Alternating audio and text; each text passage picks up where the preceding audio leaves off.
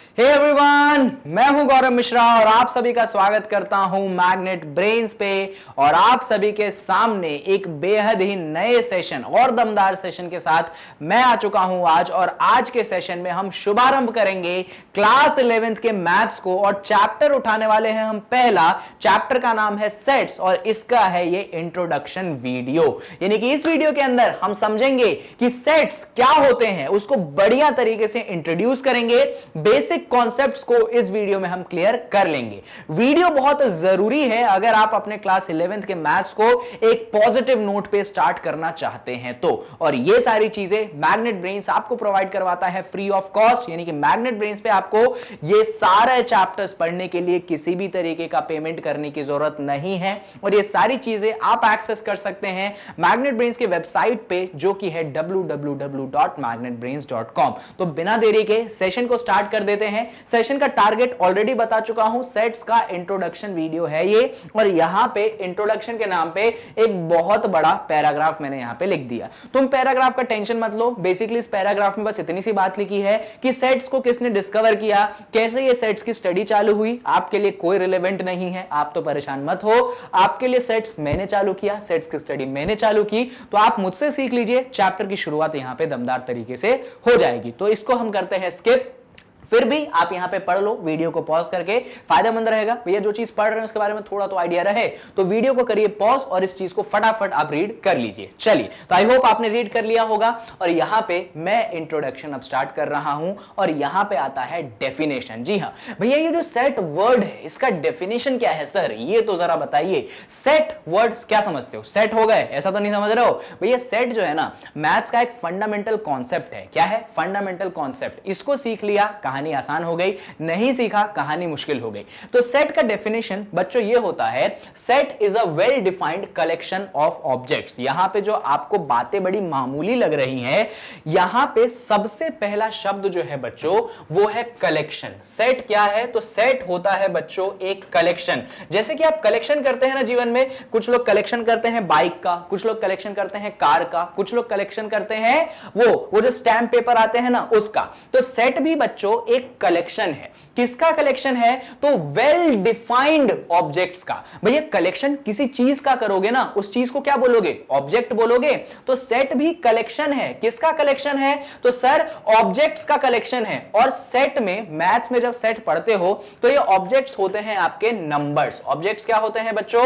Objects होते हैं आपके पास नंबर्स। जब आप बात किसकी करते हैं? जब आप बात करते हैं मैथमेटिक्स की, तो सेट एक कलेक्शन है। किसका कलेक्शन है? ऑब्जेक्ट का। और मैथ्स में ऑब्जेक्ट का मतलब है नंबर। और यहां पे आता है एक बहुत बढ़िया चीज कि ये जो ऑब्जेक्ट्स होने चाहिए वो होने चाहिए वेल डिफाइंड। ऑब्जेक्ट्स कैसे होने चाहिए बच्चों? ऑब्जेक्ट्स होने चाहिए वेल डिफाइंड। ये वेल डिफाइंड का मतलब क्या है अभी आपको थोड़ी देर में समझ में आ जाएगा। पर डेफिनेशन में ये तीन कीवर्ड आपके दिमाग में छपने चाहिए। पहला, सेट कलेक्शन है। किसका कलेक्शन है? ऑब्जेक्ट्स का कलेक्शन है। कौन से ऑब्जेक्ट्स? तो मैथ्स की बात करोगे, नंबर्स की बात कर लोगे, मैथ्स के अलावा बात करोगे तो बहुत सारे ऑब्जेक्ट्स हो सकते हैं। और साथ में ये जो ऑब्जेक्ट्स होने चाहिए ये वेल डिफाइंड होने चाहिए। तो इन तीन शब्दों को अपने दिमाग में छाप लो अच्छी तरीके से, तुम्हारा सेट चैप्टर का डेफिनेशन हो जाएगा क्लियर। कौन से तीन शब्द? ये कलेक्शन है। किसका कलेक्शन है? वेल डिफाइंड ऑब्जेक्ट्स का। सेट है कलेक्शन किसका? वेल डिफाइंड ऑब्जेक्ट्स का। चलिए, तो इस चीज को मैं एक फ्लो चार्ट की मदद से आपको याद करवा देता हूं। Set is a collection, collection of object. Object कैसे होने चाहिए? Well defined. तो इस फ्लो चार्ट को आप अपनी कॉपियों में अभी अभी वीडियो को पॉज करके बना लीजिए। बहुत जरूरी है ये फ्लो चार्ट। अगर आपकी कॉपी में रहेगा तो आपका सेट चैप्टर चलता चला जाएगा। फिलहाल ये फ्लो चार्ट होता है खत्म और बारी आ जाती है अगली चीज की, यानी कि हमें तो सर आप एग्जांपल से समझाइए सेट होता क्या है। तो मैं ऐसा मानता हूं कि मैथ्स को समझाने के लिए क्वेश्चंस जो हैं बड़े इंपॉर्टेंट रोल प्ले करते हैं। अगर मैं आपसे क्वेश्चन डायरेक्ट पूछूं फिर बात में ज्यादा दम हो जाती है। तो आपसे डायरेक्ट मैं क्वेश्चन पूछता हूं, विच of the following is a set. यहां पे बच्चों मैंने दो आपके लिए क्वेश्चन डाले हैं और मेरा सवाल है कि भैया इन दोनों में से कौन सा एक सेट है और कौन सा सेट नहीं है। अब सुनो सुनो सुनो, मेरी बात सुनो। यहां पे तुम मेरे आंसर सुनने से पहले वीडियो को यही पॉज कर दो पॉज। मैथ्स पढ़ने का तरीका बच्चों ये होता है कि आप जब हमारे साथ पढ़ते हैं, ये वीडियो लेक्चर से पढ़ते हैं, तो आपके लिए जैसे मैंने कॉन्सेप्ट बताया, मैं क्वेश्चन लेके आया, क्वेश्चन जब मैंने दिया, आपको वीडियो को करना है पॉज, पहले उसको खुद से ट्राई करना है। जब खुद से थोड़ी देर टाइम देकर ट्राई कर लिया, बन गया, बहुत खुशी की बात, नहीं बना और भी खुशी की बात, क्योंकि हम नई चीज सीखेंगे। फिर वीडियो को प्ले करिए। अब अगर बन गया है तो वेरीफाई कर लो आंसर, नहीं बना है फिर सीख लो हमसे आंसर। तो दोनों ही केस में विन विन सिचुएशन आपका है। तो चलिए इस क्वेश्चन को सॉल्व करते हैं। Find 5 best teacher in Magnet Brains. जी हां, आपको एक सेट बनाना है। किसका सेट बनाना है? मैग्नेट ब्रेन्स में 5 सबसे बेस्ट टीचर्स। अब एक बात बताओ, तुम हो मान लो कॉमर्स के स्टूडेंट, कॉमर्स के स्टूडेंट हो, हां सर मैं मान लो तुम हो कॉमर्स के स्टूडेंट, साथ में तुमने मैथ्स लिया है, तो अभी तुम मेरे साथ पढ़ रहे हो, तो तुम मुझसे कॉमर्स प्लस मैथ्स में मैथ्स सीख रहे हो, तो तुम्हारे लिए शायद मैं मैथ्स का बहुत अच्छा टीचर हो गया, बेस्ट हो गया तुम्हारे लिए। पर तुम्हारे लिए मैग्नेट ब्रेन्स में क्या जो फिजिक्स केमिस्ट्री के टीचर होंगे वो तुम्हारे लिए बेस्ट होंगे? तुम बोलोगे नहीं सर, हमें फिजिक्स केमिस्ट्री के टीचर क्यों बेस्ट लगेंगे, तो हमें तो कॉमर्स वाले टीचर बेस्ट लगेंगे। फिर तू एक फिजिक्स वाला स्टूडेंट या फिर एक पीसीएम वाले स्टूडेंट को मैं बुला के पूछूं, भाई तेरे कौन से 5 बेस्ट टीचर है, तो वो फिजिक्स केमिस्ट्री मैथ्स वाले टीचरों को बोल देगा बेस्ट, इंग्लिश है पीई है उसके भी टीचरों को बोल देगा बेस्ट। यानी कि बच्चों यहां पे समस्या क्या हो रही है सुनिएगा, इस क्वेश्चन को अगर आप ध्यान से देखेंगे तो ये सेट नहीं है। क्यों सेट नहीं है? तो यहां पे जो ऑब्जेक्ट है वो कौन है? वो ऑब्जेक्ट है बेस्ट टीचर्स। बेस्ट टीचर्स कौन हो गए? आपके सेट के ऑब्जेक्ट हो गए। अब बात आती है कि ये जो ऑब्जेक्ट है बेस्ट टीचर, क्या ये वेल डिफाइंड है? ये वेल डिफाइंड नहीं है, क्योंकि मेरे लिए बेस्ट टीचर मैग्नेट ब्रेन्स में कोई और हो सकता है, तुम्हारे लिए बेस्ट टीचर मैग्नेट ब्रेन्स में कोई और हो सकता है, और किसी तीसरे के लिए बेस्ट टीचर मैग्नेट ब्रेन्स में कोई और हो सकता है। तो यहां पे ऑब्जेक्ट का डेफिनेशन प्रॉपर नहीं है, यानी कि ऑब्जेक्ट वेल डिफाइंड नहीं है, और जब ऑब्जेक्ट वेल डिफाइंड नहीं होता है तब वो सेट नहीं बनाता है। इस बात को दिमाग में अपने को घुसानी है। इसीलिए सेट के डेफिनेशन में मैंने 3 बातें बोली थी, भैया कलेक्शन होना चाहिए, ऑब्जेक्ट का होना चाहिए, ऑब्जेक्ट वेल डिफाइंड होना चाहिए। यहां पे भी कलेक्शन है 5 टीचरों का, यानी टीचर तुम्हारे ऑब्जेक्ट हो गए, पर समस्या यह है कि ये जो टीचर हैं ये वेल डिफाइंड नहीं है, मतलब बेस्ट किसी के लिए कुछ और, किसी के लिए कुछ और, फलाने के लिए कुछ और, इसीलिए ये सेट जो है आपके सामने नहीं बनेगा। तो ये है इंपॉर्टेंस उस डेफिनेशन का।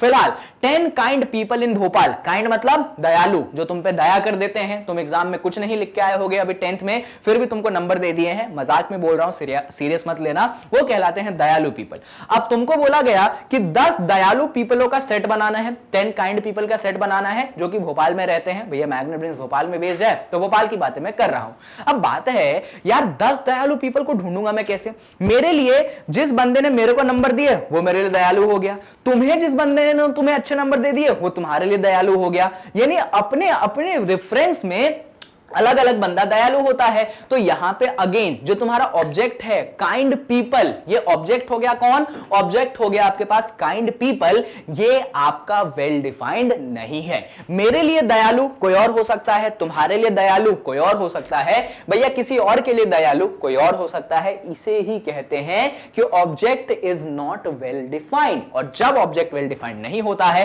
तो डेफिनेटली यहां पे भी आपका सेट जो है नहीं बनेगा। अरे सर आपने तो दोनों ऐसे एग्जांपल दे दिए जहां पे सेट नहीं बन रहा है। अरे सर एक ऐसा एग्जांपल दो ना जहां पे सेट बनता है, तो चलो भैया उस एग्जांपल की बात कर लेते हैं। ये रहा, यहां पे है अच्छा उसी का यहां पे थोड़ा सा एक्सप्लेनेशन लिखा है। क्या एक्सप्लेनेशन लिखा है पढ़ लो। दीज आर नॉट सेट्स, ये जो है सेट नहीं है। क्यों नहीं है?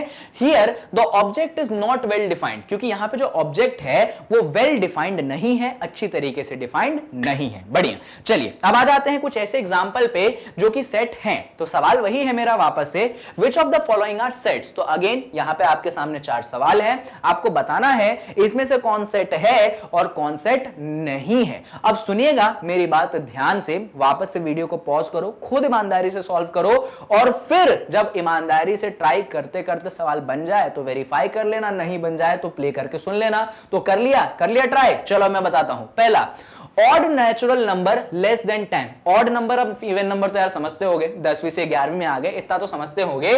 तो आपको बोला गया है फर्स्ट क्वेश्चन में भैया ऑड नेचुरल नंबर जो कि 10 से छोटे हैं, तो 10 से छोटे नेचुरल भी होने चाहिए, ऑड भी होने चाहिए। तो मैं फटाफट लिख दूं, ये हो जाएंगे आपके पास 1, फिर हो जाएगा 3, फिर हो जाएगा 5, फिर हो जाएगा 7, फिर हो जाएगा 9। ये है आपके पास वो ऑड नेचुरल नंबर जो कि 10 से हैं छोटे। अब एक बात बताइए, यहां पे ये क्या कलेक्शन है? हां सर, ये जो चीज है एक कलेक्शन हमारे पास बन रही है, यानी कलेक्शन बन रही है तो हम सेट की बात कर सकते हैं। अब कलेक्शन ऑब्जेक्ट्स का बनना चाहिए। अरे सर ये 1 3 5 7 9 ऑब्जेक्ट भी है। हाँ भाई ऑब्जेक्ट हैं। ये जो ऑब्जेक्ट हैं क्या वेल डिफाइंड है? बिल्कुल वेल डिफाइंड है। ये वेल डिफाइंड इसलिए है, जब मैंने ये बोला odd natural number less than 10, मान लो तुमने आंसर किया इस क्वेश्चन का odd natural number less than 10, भाई ऑड तो यही होंगे, नेचुरल भी यही होंगे, 10 से छोटे भी यही होंगे ना। ये मैं इंडिया में बच्चे से सवाल पूछूं या अमेरिका में जाके पूछूं या ऑस्ट्रेलिया में जाके पूछूं, अगर इंग्लिश उसको समझ में आती है तो आंसर वो यही करेगा। इसका मतलब यहां पे जो ऑब्जेक्ट है वो क्या हो गए? यहां पे ऑब्जेक्ट आपके वेल डिफाइंड हो गए। और अगर आपका ऑब्जेक्ट वेल डिफाइंड हो गया यानी कि ये जी हां सेट बना देगा। तो सेट का यही क्राइटेरिया है, आपका जो कलेक्शन होना चाहिए उसमें जो ऑब्जेक्ट होना चाहिए वो वेल डिफाइंड होना चाहिए, जो कि इस केस में है 1 3 5 7 9 वेल डिफाइंड है, यानी कि ये वो ऑड नेचुरल नंबर है जो कि आप 10 से छोटे हैं। किसी से भी पूछो वो यही आंसर करेगा, इसके अलावा कोई और आंसर नहीं करेगा। जो पिछले क्वेश्चन थे 10 दयालु पीपल, भाई तुम्हारे लिए दयालु कोई और, किसी और के लिए दयालु कोई और, मेरे लिए कोई और, तो वहां पे वेल डिफाइंड नहीं था। चलो सेकंड पे आ जाते हैं, रिवर्स ऑफ इंडिया, भारत में बहने वाली नदियां। तो अब मेरे को यार नहीं याद है, सच बता रहा हूं मेरी ज्योग्राफी कमजोर है, मेरे को नहीं याद है हमारे भारत में बहने वाली नदियां क्या ये सेट है या ये सेट नहीं है। तो सुनिएगा ध्यान से, मेरी बात एकदम ध्यान से सुनना, समझ में आएगा। सुनो, यहां पे आपका कलेक्शन है कि नहीं है? हां सर कलेक्शन है। जो भी नदियां आपके देश में बहती हैं, आपके मतलब हमारे भारत के देश में बहती हैं, वो आपका सेट बनाएंगे। ठीक है, अब सेट में ऑब्जेक्ट्स कौन से हो गए? Reverse of India. ऑब्जेक्ट कौन हो गया? Reverse of India. हमको बस इतना देख लेना है कि ये जो ऑब्जेक्ट की अपन बात कर रहे हैं ये ऑब्जेक्ट वेल डिफाइंड है या नहीं है। अगर ये ऑब्जेक्ट वेल डिफाइंड हो गया तो बात खत्म, ये सेट बना देगा। तो रिवर्स ऑफ इंडिया, रिवर्स मतलब रिवर्स नहीं बोल रहा हूं, पीछे जाने को नहीं बोल रहा हूं, रिवर्स नदियां, भारत की नदियां, क्या ये वेल डिफाइंड है? ऑब्वियस सी बात है ना बच्चों, वेल डिफाइंड है। जो नदी भारत में बहेगी उसी को तो तुम इस सेट में डालोगे। ऐसा तो है नहीं कोई नदी बरमूडा देश में बह रही होगी उसको भी तुम इसमें डाल दोगे। भाई वेल डिफाइंड है। रिवर्स ऑफ इंडिया जैसे ही मैंने बोला भारत की नदियां, तो आप उन्हीं नदियों को इंक्लूड करेंगे जो भारत में बहती हैं। भारत के बाहर वाली नदियों को क्यों लाओगे? ऑब्वियस सी बात है। यानी कि यहां पे जो ऑब्जेक्ट है रिवर्स ऑफ इंडिया, ये भी एक वेल डिफाइंड ऑब्जेक्ट है। और क्योंकि ये वेल डिफाइंड ऑब्जेक्ट है यानी कि ये चीज भी क्या हो जाएगी? ये चीज भी आपकी सेट हो जाएगी। बहुत ही बढ़िया। अब आ जाते हैं हम तीसरे हिस्से पे। तीसरा हिस्सा है vowels in the English alphabet. भाई इंग्लिश पढ़ी होगी कभी भी तो उसमें वॉवेल समझते हो? वॉवेल्स मेरे को जितना याद है वॉवेल्स होते हैं ए, ई, आई, ओ, यू, यही होते हैं वॉवेल्स। तो आपको बोला गया है वॉवेल्स इन इंग्लिश अल्फाबेट, क्या ये सेट है या नहीं है? तो देखिए कलेक्शन है कि नहीं? हां सर कलेक्शन तो है। ऑब्जेक्ट्स है कि नहीं है? क्या ये ऑब्जेक्ट्स वेल डिफाइंड है? अरे सर बिल्कुल वेल डिफाइंड है। क्यों? अब एक बात बोलो, मैं बोलूंगा इस सेट में बी आ जाएगा क्या? तुम बोलोगे नहीं बी नहीं आएगा। क्यों नहीं आएगा? क्योंकि वो वॉवेल नहीं है। भैया इस सेट में वही आ सकता है जो कि वॉवेल्स हैं आपके इंग्लिश अल्फाबेट में। मैं बोलूंगा इसमें आ आ ई का ई आ जाएगा क्या? तुम बोलोगे अरे सर आ आ ई का ई नहीं आएगा क्योंकि हमने इंग्लिश अल्फाबेट की बात कर ली है। इसीलिए यहां पे जो वॉवेल्स इन इंग्लिश अल्फाबेट मैंने बोल दिया ये एक्चुअली आपका वेल डिफाइंड कलेक्शन हो गया। किसका? ऑब्जेक्ट्स का। जब भी वेल डिफाइंड कलेक्शन होता है तो आपका वो सेट कहलाता है, यानी कि ये जनाब आपका सेट हो गए हैं। बढ़िया, तो तीसरा एग्जांपल भी क्लियर है। अब आ जाते हैं चौथे एग्जांपल पे। अरे यार मेरे को एक बात याद आ गई, 10वीं में चैप्टर पढ़ा था अपन ने क्वाड्रेटिक इक्वेशन, अभी फ्रेश पढ़ा था, अभी 10वीं से 11वीं में आए हो ना, पढ़ के आए हो, टर्म 2 के सिलेबस में भी था। तो जो क्वाड्रेटिक इक्वेशन होता है उसके अपन निकाला करते थे सोल्यूशन, बहुत अलग अलग तरीके होते थे। उसमें एक तरीका कहलाता था मिडिल टर्म स्प्लिटिंग। उसी पे सवाल मैंने यहां पे आपके लिए बना दिया है। क्वेश्चन क्वेश्चन है solution of the quadratic equation that is 2 and 3। ले उसने सॉल्यूशन भी दे दिए, मैंने सोचा फाइंड करने को होगा तुम्हारे मजे लूंगा, पर उसने पहले से दे दिए। तो आपसे सवाल पूछा जा रहा है कि ये जो क्वाड्रेटिक इक्वेशन है x square minus 5x plus 6, इसका सॉल्यूशन निकालना है। तो नहीं निकालो, चल जाएगा, इन्होंने दिया ही है ना, तो मैं नहीं निकाल रहा हूं। इसको दो सॉल्यूशन होते हैं बच्चों, एक सॉल्यूशन 2 है, एक सॉल्यूशन 3 है। तो बोल रहे हैं क्या ये दोनों सेट बनाएंगे या नहीं बनाएंगे? तो बिल्कुल बच्चों ये सेट बनाएंगे। क्यों सेट बनाएंगे? क्योंकि यहां पे जो ऑब्जेक्ट है 2 और 3 ये वेल डिफाइंड है। कैसे वेल डिफाइंड है भैया? इस सेट में वही नंबर आएगा जो इसका सॉल्यूशन है। अब 1 इसका सॉल्यूशन नहीं है, क्या वो इस सेट में आ सकता है? नहीं आ सकता। 4 इसका सॉल्यूशन है, क्या वो इस सेट में आ सकता है? नहीं आ सकता। 2 इसका सॉल्यूशन, अच्छा 4 इसका सॉल्यूशन नहीं है, sorry for my wrong words, 4 इसका सॉल्यूशन नहीं है तो 4 इसमें नहीं आएगा।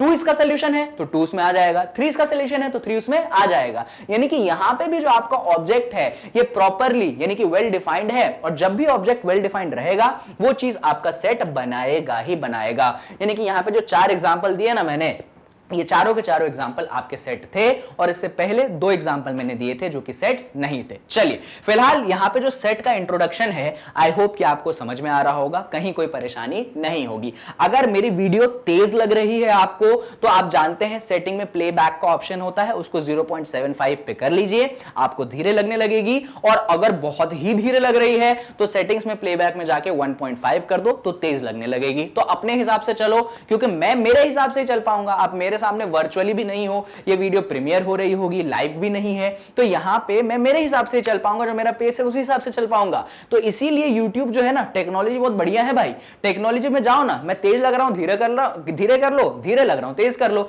और कमेंट बॉक्स है, फिर भी प्रॉब्लम है, डाउट है, तो कमेंट बॉक्स में जाकर कमेंट कर दो कि सर ये चीज समझ नहीं आई, अगले दिन समझा होगा, तो हम आपकी बातें सुनेंगे, अगले वीडियो में उसको लेके आएंगे। फिलहाल यहां पे आपको मैंने सेट का एक बेसिक आइडिया दे दिया है। अब बात आता है वही स्टेटमेंट कि these are sets because the object is well defined. बहुत बढ़िया। अब आ जाते हैं हम अगली चीज पे कि सेट्स के नेम को कैसे रखते हैं। भाई तुम पैदा हुए, तुम्हारा नाम रखा गया है ना, बिल्कुल। तुम्हारे भाई जी बड़े भैया पैदा होंगे, उसका भी नाम रखेंगे। तुम्हारी बहन पैदा होगी, नाम रखेंगे। हर चीज का नाम रखते हैं। यहां पे सेट पैदा हुआ है, कहां से पैदा हो गया सर? अरे मतलब क्लास 11th के सिलेबस में हो गया पैदा, पहले से ही था। तो सेट का भी नाम रखोगे कि नहीं रखोगे? रखेंगे ना। तो सेट के भी अपन नेम रखते हैं, और नेम रखने का बच्चों एक तरीका है। सेट का नेम रखते हैं अपन कैपिटल लेटर्स से। किनसे रखते हैं अपन? कैपिटल लेटर्स से। जैसे कि मैं यहां पे इस्तेमाल कर रहा हूं ABPQ, ये अलग अलग कैपिटल लेटर्स हैं, जिसकी मदद से अपन किसके नाम रखते हैं? अपन सेट्स के नाम रखते हैं। जैसे कि अभी अपन ने क्वेश्चन सॉल्व किया था ना, ये वाला odd natural number less than 10। देखो इसको अपन ने कैसे दिखाया था? अपन ने इन ब्रेसेस के अंदर दिखा दिया था। जब भी आपको सेट्स के एलिमेंट्स दिखाने होते हैं ना, वापस अभी आगे बताऊंगा पर फिर भी सुन लो, जब भी आपको सेट्स के एलिमेंट दिखाने होते हैं तो आप ऐसे ब्रेसेस का इस्तेमाल करते हैं, और उसके अंदर जो जो एलिमेंट, जो जो चीजें आ रही हैं, उनको आप डाल देते हैं, कॉमा से सेपरेट कर देते हैं। परेशान मत हो, अभी फिर से ये चीज आगे समझाऊंगा। तो ये जो सेट था ये क्या था? ये था 1 3 5 7 9 था ना ये सेट। तो ये आपके पास सेट दिया। इस सेट का मान लो तुमको नाम रखना है, देखो बेनाम है, नाम रखना है, तो क्या करोगे? इसको ऐसा लिख दो। मान लो इसका सेट कैपिटल ए से दिखा दो, तो capital A is equal to 1 3 5 7 9। आप इसको ऐसे दिखा सकते हैं। जैसे कि मान लीजिए हमने 4th क्वेश्चन किया था, इसमें हमारा सेट क्या था? इसमें हमारा सेट था आई थिंक 2 and 3। तो इसको भी नाम दे दो, इसको बोल दो B is equal to braces के अंदर 2, 3। तो इस तरीके से आप कैपिटल लेटर्स की मदद से अपने सेट्स का नाम रखते हैं। बढ़िया। तो आई थिंक ये चीज क्लियर है, कहीं पे कोई कंफ्यूजन नहीं है। अब बढ़ जाते हैं, object inside a set are also called element of a set और मेंबर ऑफ अ सेट। सुनिए, आपको मैंने एक सेट बताया था, कौन सा सेट? वही odd natural number less than 10 वाला। क्या उसका नाम दे दिया था मैंने? Capital A. क्या दिखा दिया था? 1 3 5 7 9। बच्चों ये जो 1 3 5 7 9 है, ये कौन है? और एक बात याद रखना, जब भी सेट को रिप्रेजेंट करना होगा, मैं ऐसे कर्ली ब्रेसेस का इस्तेमाल करूंगा, और उसके अंदर अगर मुझे एलिमेंट्स दिखाने हैं तो मैं एलिमेंट्स को ऐसे लिख दूंगा। अब सुनिए मेरी बात सुनिए, यहां पे जो 1 3 5 7 9 है, इसको क्या कहते हैं? अरे सर इसको सेट का क्या कहते हैं? ऑब्जेक्ट कहते हैं। क्या कहते हैं? सेट का ऑब्जेक्ट कहते हैं। अच्छा, ऑब्जेक्ट के अलावा भी कुछ नाम है क्या इसका? हां सर, ऑब्जेक्ट के अलावा हम इसको एलिमेंट ऑफ अ सेट भी बोलते हैं। क्या बोलते हैं? हम इसको एलिमेंट ऑफ अ सेट भी बोलते हैं। और एलिमेंट ऑफ अ सेट के अलावा क्या बोलते हैं अपन इसको? मुझे याद आ रहा है, अभी ऊपर देख लेता हूं तुमने, मेंबर ऑफ अ सेट। क्या बोलते हैं अपन इसको? अपन इसको बुलाते हैं मेंबर ऑफ अ सेट। तो आप अपने सेट को 3 नामों से बुलाते हैं। पहला नाम, सेट के एलिमेंट्स को या तो ऑब्जेक्ट बुला लो, मतलब सेट के अंदर जो भी चीज लिखते हो 3 नामों से बुलाओगे उसको। ऑब्जेक्ट से बुला लो, एलिमेंट से बुला लो, या मेंबर ऑफ अ सेट नाम आप यूज करोगे तो आप अपने सेट के अंदर जो चीजें हैं उनको रिप्रेजेंट कर सकते हैं। चलिए, ये तीनों नाम सिनोनिमस हैं, मतलब एक समान है, कहीं पे कुछ भी यूज हो सकता है, तो कंफ्यूज मत हो जाइएगा। फिलहाल अपन आगे बढ़ जाते हैं। इसके बाद अगली चीज है आपके पास, the elements of a set are represented by small letters. जी हां, देखिए सेट जो है उसको बड़े से, मतलब कोई भी सेट है उसके नाम को अपन कैपिटल लेटर से दिखाते हैं, तो उसके एलिमेंट्स को कैसे दिखाएंगे? तो सेट के एलिमेंट्स को दिखाने के लिए हम स्मॉल लेटर्स का इस्तेमाल करते हैं। मान लीजिए इसी सेट को देख लेते हैं। एक सेट है, मान लीजिए आपके पास कैपिटल ए, उसमें एलिमेंट था 1 3 5 7 9। तो मान लो इसमें किसी एलिमेंट को दिखाना है, किसी भी एलिमेंट, ऑब्जेक्ट या मेंबर को दिखाना है, तो आप बोलोगे स्मॉल ए बराबर 1। स्मॉल ए बराबर 1 ये है कि मतलब स्मॉल ए 1 जो है ना वो आपके सेट का क्या है? एलिमेंट है। तो छोटे छोटे जो लेटर्स होते हैं आप इसकी मदद से अपने सेट के एलिमेंट्स को दिखाते हैं। बेसिक सी चीज है, कुछ भी टफनेस इसमें महसूस नहीं होनी चाहिए। चलिए इसके आगे बढ़ते हैं हम। Some standard sets in maths, कुछ ऐसे स्टैंडर्ड सेट्स जो कि आप मैथ्स में यूज करते हैं। अगर आपने कभी मेरी क्लास 9th की वीडियो देखी होगी, ये चीज मैं ऑलरेडी बता चुका हूं, पर क्लास 11th में भाई नई क्लास है, नया चैप्टर है, पहला चैप्टर है, तो शुरुआत भी एकदम नई होनी चाहिए। तो यहां पे कुछ स्टैंडर्ड सेट्स हैं जो कि आप मैथ्स में यूज करते हैं। सबसे पहला सेट है कैपिटल एन। कैपिटल एन जब भी आप देखेंगे आपके दिमाग में बात छप जानी चाहिए, set of all natural number. Capital N का मतलब है बच्चों वो सेट जो कि सभी नेचुरल नंबर को लेके बैठा है। अब नेचुरल नंबर का इंफॉर्मेशन तो आपको मालूम ही होगा, फिर भी देख लो 1 2 3 4 5 6 7 8 ये आपके सेट ऑफ नेचुरल नंबर्स कहलाते हैं। और ये मालूम है ना तुम लोग को, नेचुरल नंबर को अपन काउंटिंग नंबर बोलते हैं। और नेचुरल नंबर में ऐसा कोई नंबर नहीं आता है जिसमें डेसिमल पॉइंट या फ्रैक्शन आ जाए। एक और बात, दुनिया का सबसे छोटा नेचुरल नंबर 1 है और दुनिया का सबसे बड़ा नेचुरल नंबर अपन डिटरमाइन नहीं कर सकते हैं, क्योंकि ये चीज कभी खत्म नहीं होती है। मान लो तुमने बोल दिया कि 1 करोड़ जो है मेरे पास सबसे बड़ा नेचुरल नंबर है, तो मैं बोलूंगा भैया तुम अपने 1 करोड़ में 1 जोड़ दो तो 1 करोड़ 1 हो गया, वो तुम्हारे उस नेचुरल नंबर से भी 1 बड़ा आ जाएगा। इसीलिए दुनिया में सबसे छोटा नेचुरल नंबर 1 है, पर सबसे बड़ा नेचुरल नंबर क्या है ये किसी को भी आज तक नहीं पता है और शायद आने वाले समय में पता भी नहीं चलेगा। फिलहाल उसके आगे वाला जो सेट है उसको अपन कहते हैं इंटीजर। क्या कहते हैं? इंटीजर। Z से दिखाते हैं अपन, Z कहलाता है set of all integers. Integers को डिफाइन करने का सिंपल तरीका होता है, इंटीजर वो होते हैं जिनमें डेसिमल पॉइंट नहीं होते हैं। यानी कि आपको अगर मैं सेट दिखाऊं तो इंटीजर कुछ इस प्रकार के दिखते हैं, डॉट डॉट डॉट लगाते हैं, -3 -2 -1 0 1 2 3 ऐसा ऐसा चलता जाता है। इसको अपन बुलाते हैं सेट ऑफ इंटीजर्स। इंटीजर्स को डेफिनेशन सिंपल सी बात है भैया, डेसिमल नहीं होना चाहिए तो वो हमारे इंटीजर में आ जाएगा, फ्रैक्शन में रूप में प्रेजेंट नहीं होना चाहिए तो वो हमारे इंटीजर में आ जाएगा। कभी कभार वो कंफ्यूज करने के लिए तुमको फ्रैक्शन के रूप में देंगे, तो तुम जानते हो कि उनको कैंसिल वैंसल कर सकते हैं ना अपन। 2 जैसे कि मान लो -4/2 है तो 2 1 2 2 2 4 करोगे तो वो भी इंटीजर है, तो कंफ्यूज करने के लिए तुमको परेशान करेंगे, तुम परेशान मत हो जाना। तो ये है आपके सेट ऑफ इंटीजर। अच्छा, एक नाम यहां पे लिखना भूल गया हूं मैं, एक और सेट होता है डब्ल्यू। डब्ल्यू का जो सेट होता है बच्चों, ये आपका सेट होता है होल नंबर्स का। कौन से सेट का? होल नंबर्स का। होल नंबर का जो सेट होता है ये शुरुआत होता है 0 से, इसके बाद 1, इसके बाद 2, इसके बाद 3, इसके बाद 4, इसके बाद 5, इसके बाद 6 और ऐसा चला जाता है। होल नंबर्स वो नंबर्स होते हैं जिनकी शुरुआत होती है 0 से और उसके बाद तो आपका जो नेचुरल वाला खेल था ना 1 2 3 4 5 6 7 8 9 10 और कभी ना खत्म होने वाला, वही कहानी है। होल नंबर में सबसे छोटा होल नंबर 0 है। होल नंबर में कहीं पे भी कोई डेसिमल पॉइंट या फ्रैक्शन वाली बात नहीं होगी और सबसे बड़े होल नंबर की बात भी अपन कभी भी नहीं कर सकते हैं। तो ये 3 आपके बेसिक सेट थे। आगे बढ़ जाते हैं। इसके बाद जो अगला सेट आप पढ़ते हैं आप उसको कहते हैं कैपिटल आर से पहले रुक जाओ, कैपिटल आर से पहले आता है एक सेट क्यू। क्यू सेट का मतलब होता है आपके रैशनल नंबर्स का सेट। कौन से नंबर्स का सेट? आपके रैशनल नंबर्स के सेट को आप कैपिटल क्यू से दिखाते हैं। रैशनल नंबर सब मैं वापस से तो नहीं पढ़ाऊंगा, अगर तुमको नहीं मालूम रैशनल नंबर तो 9th की वीडियो मैंने बना रखी है, चैप्टर नंबर 1 नंबर सिस्टम, उसमें जाके पढ़े आओ। अगर नहीं मालूम तो, पर मुझे लगता है 11वीं में आए हो, रैशनल नंबर आपको आता होगा। तो सेट ऑफ रैशनल नंबर्स फिर भी बता देता हूं, रैशनल नंबर्स होते हैं p बाय q के फॉर्म में, है ना, जहां पे p और q इंटीजर्स होते हैं और q आपका 0 के बराबर नहीं हो सकता है। उसके बाद एक और सेट की बात करते हैं, कैपिटल R। कैपिटल R होता है सेट ऑफ रियल नंबर्स। कौन से नंबर्स होते हैं बच्चों? Set of real numbers. ये रियल नंबर्स कैसी चीज है सर? ये रियल नंबर बच्चों वो नंबर्स हैं जिनको आप नंबर लाइन पे रिप्रेजेंट कर सकते हैं। इतनी बात दिमाग में रख लो, बात खत्म। इसके आगे की कहानी तुम पढ़ो ही मत, है ना। रियल नंबर वो नंबर है जिनको मैं नंबर लाइन पे दिखा सकता हूं, उसको कहते हैं रियल नंबर। उसके बाद एक सेट आता है बच्चों आपके पास Z+। सिक्योरिटी नहीं है जो आप आए दिन न्यूज में पढ़ते होंगे। Z+ का मतलब है set of positive integers. Positive integer क्या होते हैं सर, जरा ये समझाओ।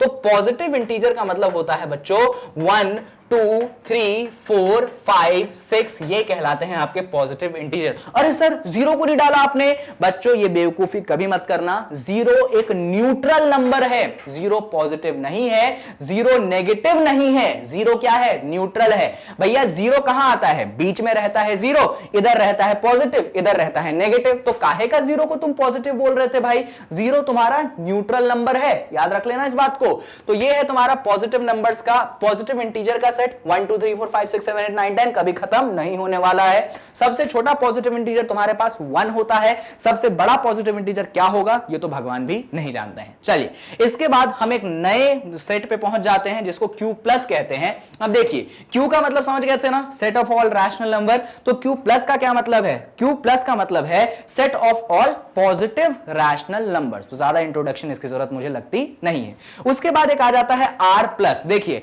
R का मतलब आप क्या समझे थे? Set of all real number. तो ये R+ का क्या मतलब होगा? R+ का मतलब होगा set of all positive real number. सुनिएगा ध्यान से, R का मतलब है set of all real number, R+ का मतलब है set of all positive real number. तो ये आपका कलेक्शन था अलग अलग सेट्स का जो कि आप अपने मैथमेटिक्स में यूज करते हैं। अब इसके बाद आ जाता है कि सर आपने सेट में सिखाया, हमारे सेट का कैपिटल A से या कैपिटल B से अपन नाम रखते हैं, एलिमेंट्स को स्मॉल a से, small b, small c, small letter से दिखाते हैं। कोई एलिमेंट किसी सेट में है या नहीं है, इस बात को अपन कैसे दिखाएंगे?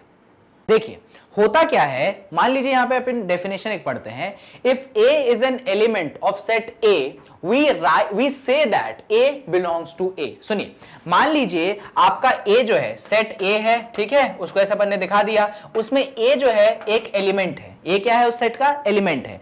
तो अपन क्या बोलेंगे कि A का एलिमेंट है। कितना अजीब सा लग रहा है इसको। और मैथमेटिक्स में क्या होता है, चीजों को थोड़ा सा स्टैंडर्ड फॉर्म में बोला जाता है, इसीलिए हम यहां पे बोलेंगे बच्चों A belongs to A। क्या बोलेंगे हम? A belongs to A। belongs to बोलने का मतलब क्या है कि भैया आपका छोटा a, छोटे से एलिमेंट दिखाते हैं अपन कि आपका जो एलिमेंट है वो बिलोंग करता है आपके कैपिटल A यानी कि आपके सेट में। इसको कहने का तरीका, ये बोलचाल की भाषा है, this is the way to speak. पर इसको लिखेंगे कैसे? तो लिखने के लिए बच्चों हम एक सिंबल का यूज करते हैं। सिंबल को बोलते हैं एप्सिलॉन। क्या बोलते हैं सिंबल को? एप्सिलॉन। और इस एप्सिलॉन से हम बिलोंग्स टू, ये जो बिलोंग्स टू वाला शब्द है ना, इसको हम एप्सिलॉन से कर सकते हैं रिप्लेस। तो बिलोंग्स टू को अगर एप्सिलॉन से करोगे रिप्लेस तो ये हो जाएगा A belongs to capital A। तो लिखने का तरीका ये है, ये तरीका है लिखने का और ये तरीका है स्पीक करने का। इस बात को सीख लीजिए। A belongs to A हमने बोला, और लिखेंगे कैसे? A ये एप्सिलॉन वाला सिंबल, कैपिटल A। इस सिंबल का मतलब ही क्या है? belongs to, ऐसा मैथ्स ने डिटरमाइन कर रखा है। आप याद कर लीजिए, यूनिवर्सल है, 12वीं तक आपको काम आएगा। इनफैक्ट 12वीं के बाद भी जब मैथ्स पढ़ोगे ये चीज आपको काम आने वाली है। तो यहां पे एप्सिलॉन का मतलब आई होप आपको क्लियर है, कहीं कोई कंफ्यूजन नहीं है। अब देखो यहां पे ही मैंने वही लिख के दिखाया है, A belongs to A को हम लिख सकते हैं A belongs to capital A। चलिए तो यहां पे ये बात हो गई, इस पे थोड़ा सा अपन और डिस्कशन कर लेते हैं। अब यहां पे तो बच्चों हमारे सेट में एलिमेंट था। मान लो हमारे पास कोई सेट है, मान लो तुम्हारे पास कोई सेट है, इसमें ढेर सारे एलिमेंट है, पर एक ऐसा एलिमेंट है B जो आपके सेट का एलिमेंट नहीं है। तो मैं लिख के दिखा देता हूं, B is not an element. क्या बोल रहा हूं मैं? B is not an element of set A, यानी कि कैप स्मॉल b जो है आपके सेट B का एलिमेंट नहीं है, ऑब्जेक्ट नहीं नहीं है, वो नहीं है, मेंबर नहीं है, तो अब इसको बोलोगे कैसे, लिखोगे कैसे? तो सुनिए, अगर आप बोलेंगे तो मान लीजिए हम स्पीक कर रहे हैं, बोल रहे हैं, तो हम क्या बोलेंगे? B does not belongs. क्या बोलेंगे हम? B does not belongs. किसको बिलोंग नहीं करता? To capital B. भैया हमारा, अच्छा सेट का नाम कैपिटल ए लिया था मैंने, सॉरी फॉर दैट, सेट का नाम कैपिटल ए लिया था, तो कैपिटल ए रख देंगे। हम क्या बोलेंगे? B does not belongs to capital A. ये हमारे बोलने का तरीका है। और वहीं पे हम इसको लिखेंगे कैसे, राइट कैसे करेंगे? तो सुनो, बिलोंग्स टू के लिए सिंबल क्या था? बिलोंग्स टू के लिए एप्सिलॉन सिंबल था। अभी बिलोंग नहीं करवाना है, याद है? इक्वल टू के लिए ये साइन हुआ करता था, एंड नॉट इक्वल टू के लिए ऐसे क्रॉस मार देते थे, याद होगा आपको, बहुत बार इस्तेमाल किया है। तो भैया बिलोंग्स टू के लिए ये वाला सिंबल था, तो डज नॉट बिलोंग्स के लिए अपन क्या करेंगे? यही सिंबल बनाएंगे, यूं क्रॉस मारेंगे, बात खत्म, खेल खत्म। हम इसको ऐसा लिख देंगे कि बी जो है बिलोंग नहीं करता है कैपिटल ए को। तो बिलोंग्स टू के लिए कौन सा सिंबल है आपको वो क्लियर होना चाहिए, और डज नॉट बिलोंग्स के लिए कौन सा सिंबल है आपको वो चीज भी क्लियर होनी चाहिए। चलिए यहां पे एक एग्जांपल से मैं आपको समझा देता हूं। मान लो आपके पास सेट ऑफ ऑल वॉवेल्स है, वॉवेल्स का सेट याद है? अगर मान लो कैपिटल ए से उसको दिखा रहे हो तो उसमें एलिमेंट क्या है? ए, ई, आई, ओ, यू, यही एलिमेंट्स हैं। यहां पे आपका जो एलिमेंट ए है बिलोंग करता है, तो आप इसको क्या बोलेंगे? ए बिलोंग्स टू कैपिटल ए। ये बोलने का तरीका है, किसका तरीका है? स्पीक करने का तरीका है। वहीं पे अगर आप इसको लिखेंगे तो क्या लिखेंगे? A epsilon capital A. इसका मतलब ए बिलोंग्स टू कैपिटल ए। और इसी सेट में देखो, देखो इस सेट में स्मॉल बी कहीं दिख रहा है क्या? भैया स्मॉल बी वॉवेल नहीं है, तो आएगा क्या? नहीं आएगा। तो हम इसको कैसे बोलेंगे? हम इसको बोलेंगे बी डज नॉट। क्या बोलेंगे हम? B does not belongs. B क्या करता है? बिलोंग नहीं करता है, किसको? कैपिटल ए को। ये कौन सा तरीका हो गया? बोलने का। और अगर आप लिखेंगे तो क्या लिखेंगे? आप लिख देंगे बी एप्सिलॉन सिंबल बनाओ, ऐसे क्रॉस लगा दो और कैपिटल ए लिख दो। इसका मतलब वो हो गया कि B does not belongs to capital A. तो ये है आपका सिंबॉलिक रिप्रेजेंटेशन कि कोई एलिमेंट आपके सेट में है या कोई एलिमेंट आपके सेट में नहीं है। और इसी के साथ सेट का जो इंट्रोडक्शन है, तो रिप्रेजेंटेशन ऑफ सेट्स का मतलब ये होता है कि सेट को हम रिप्रेजेंट कैसे करते हैं। और किसी भी सेट को रिप्रेजेंट करने के सिर्फ दो तरीके हैं। पहले तरीकों को कहते हैं हम रोस्टर या टैबुलर फॉर्म। दोनों नाम सिनोनिमस है, सेम है। रोस्टर यूज कर लो या टैबुलर फॉर्म यूज कर लो, सेम बात है। लेकिन जो सबसे ज्यादा बार यूज होगा वो रोस्टर नाम यूज होता है। टैबुलर फॉर्म कहीं पे भी आपको दिखाई नहीं पड़ेगा। जो दूसरा तरीका है सेट को रिप्रेजेंट करवाने का, वो है आपका सेट बिल्डर फॉर्म। तो ये दोनों तरीके होते हैं आपको किसी भी सेट को रिप्रेजेंट करवाने के। या तो रोस्टर फॉर्म से रिप्रेजेंट करवाइए या तो आप सेट बिल्डर फॉर्म से रिप्रेजेंट करवाइए। अब बात आती है कि ये रोस्टर फॉर्म क्या होता है और ये सेट बिल्डर फॉर्म क्या होता है। तो पहले बात कर लेते हैं कि रोस्टर फॉर्म क्या होता है। तो रोस्टर फॉर्म या टैबुलर फॉर्म का डेफिनेशन क्या है उसको पहले सुकून से पढ़ते हैं। आपका काम यह होना चाहिए यहां पे कि आप पहले मुझसे सीख लें, फिर वीडियो को पॉज करके आप यहां पे जितनी भी चीजें रहती हैं, चाहे वो क्वेश्चन हो चाहे वो कॉन्सेप्ट हो, आप एक सेपरेट कॉपी बना लीजिए जहां पे आप उन चीजों को लिखते चलिए। बहुत ही बेहतरीन आपके नोट्स भी तैयार हो जाएंगे और साथ में जो क्वेश्चंस मैं यहां पे डिस्कस कर रहा हूं उसकी भी आपको एक सीक्वेंसिंग मिल जाएगी। बढ़िया सा क्वेश्चन बैंक आपके लिए तैयार हो जाएगा। बस आपको उसको एग्जाम से पहले और दौरान प्रैक्टिस के सॉल्व करना है, आपके नंबर बहुत ही बेहतरीन आएंगे। चलिए तो क्वेश्चन को, डेफिनेशन को पढ़ते हैं रोस्टर फॉर्म के। तो रोस्टर फॉर्म का डेफिनेशन है, in roster form of set representation all the elements of a sets are written inside closed braces and commas are used to separate different elements। देखिए roster form का representation ये कहता है कि जब आप एक सेट को रोस्टर फॉर्म में रिप्रेजेंट करते हैं तो आपको ये बात मैंने पिछली वीडियो में सिखाई थी कि सेट को रिप्रेजेंट करने के लिए हमेशा ऐसे वाले ब्रेसेस का इस्तेमाल होता है, क्लोज्ड ब्रेसेस, कर्ली ब्रेसेस का इस्तेमाल होता है। तो रोस्टर फॉर्म के लिए भी हम कर्ली ब्रेसेस का इस्तेमाल करेंगे और इसके अंदर हम एलिमेंट्स को डालेंगे। और जब एलिमेंट्स को हम डालेंगे अंदर तो एलिमेंट्स को सेपरेट करने के लिए हम कॉमा का इस्तेमाल करते हैं। इतना ही है डेफिनेशन। एग्जांपल में बता देता हूं, जैसे कि हमने कल एक सेट पढ़ा था पिछली वीडियो में वॉवेल्स का। किसका set? Vowels in English alphabet. इसमें आपको याद होगा कि वॉवेल्स इन इंग्लिश के केस में मैंने बोला था, मान लो सेट का नाम कैपिटल वी दे दो तो कौन कौन एलिमेंट है, ए है, फिर उसको कॉमा से सेपरेट किया, ई, फिर कौन आई, फिर कौन ओ, फिर कौन यू। तो ये आपके पास वॉवेल का एक सेट होता है जो आप अपने एग्जाम में यूज करते हैं, एग्जाम बोल रहा हूं अपनी कॉन्सेप्ट में यूज करते हैं। इस सेट में आप देख सकते हो कि मैंने सेट को रिप्रेजेंट करवाने के लिए ब्रेसेस का इस्तेमाल किया है और उसके अंदर मैंने अलग अलग ऑब्जेक्ट्स को डाला है। ऑब्जेक्ट है ए, ई, आई, ओ, यू, तो मैंने वो सभी ऑब्जेक्ट को डाल दिया और उनको सेपरेट करने के लिए मैंने कॉमा का इस्तेमाल कर लिया। कुछ एग्जांपल्स इस पे देख लीजिए जिससे कॉन्सेप्ट आपको पूरी तरीके से क्लियर हो जाए। Set of all even positive number less than 7, तो आपको उन सभी इवन पॉजिटिव नंबर का सेट बनाना है जो कि 7 से छोटे हैं। तो डेफिनेशन क्या है सुनिए भैया, आपको वो नंबर चाहिए जो नंबर कैसे होने चाहिए, इवन होने चाहिए, कैसे होने चाहिए, पॉजिटिव होने चाहिए और 7 से छोटे होने चाहिए। तो पहले उन नंबर्स को ढूंढ लेते हैं। तो यार पॉजिटिव है यानी कि 0 से बड़े हैं, इवन है यानी कि 2 के टेबल में है और 7 से छोटे हैं, तो इसका मतलब 2 हो गया, फिर आपके पास 4 हो गया, फिर आपके पास 6 हो गया। यही 3 ऐसे नंबर हैं जो कि इवन है, जो कि पॉजिटिव है और जो कि 7 से छोटे हैं। तो बस हम क्या करेंगे, इनको हम सेट दिखाना चाहते हैं तो सेट को रिप्रेजेंट कर दो मान लो कैपिटल ए से, तो इसके नंबर एलिमेंट्स को कैसे दिखाएंगे, ये 2 हो गया, कॉमा 4 हो गया, कॉमा 6 हो गया और ये ब्रेसेस आपके क्लोज हो गए और हमने हमारे सेट को ऐसे दिखा दिया। तो ये तरीका होता है किसी भी सेट को दिखाने का, आप अगर रोस्टर फॉर्म या टैबुलर फॉर्म का इस्तेमाल करते हैं। चलिए और एग्जांपल्स हैं उनको भी फॉलो अप कर लेते हैं हम, जैसे कि ये set of all natural number which divide 42, आपको उन सभी नेचुरल नंबर का सेट बनाना है जो कि आपके 42 को क्या करता है, डिवाइड कर देता है। तो पहले तो आपको पता लगाना पड़ेगा कि 42 को डिवाइड कौन कौन करता है। तो चलो देख लेते हैं। अगर हम बात करें 42 को डिवाइड करने वाले नंबर्स की यानी कि उसके फैक्टर्स की,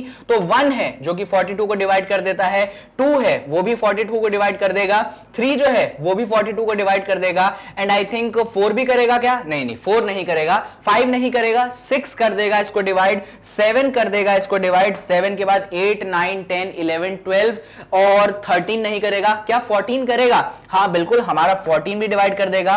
14 के बाद 15, 16, 17, 18, 19, 21 भी हमारे 42 को डिवाइड कर देगा।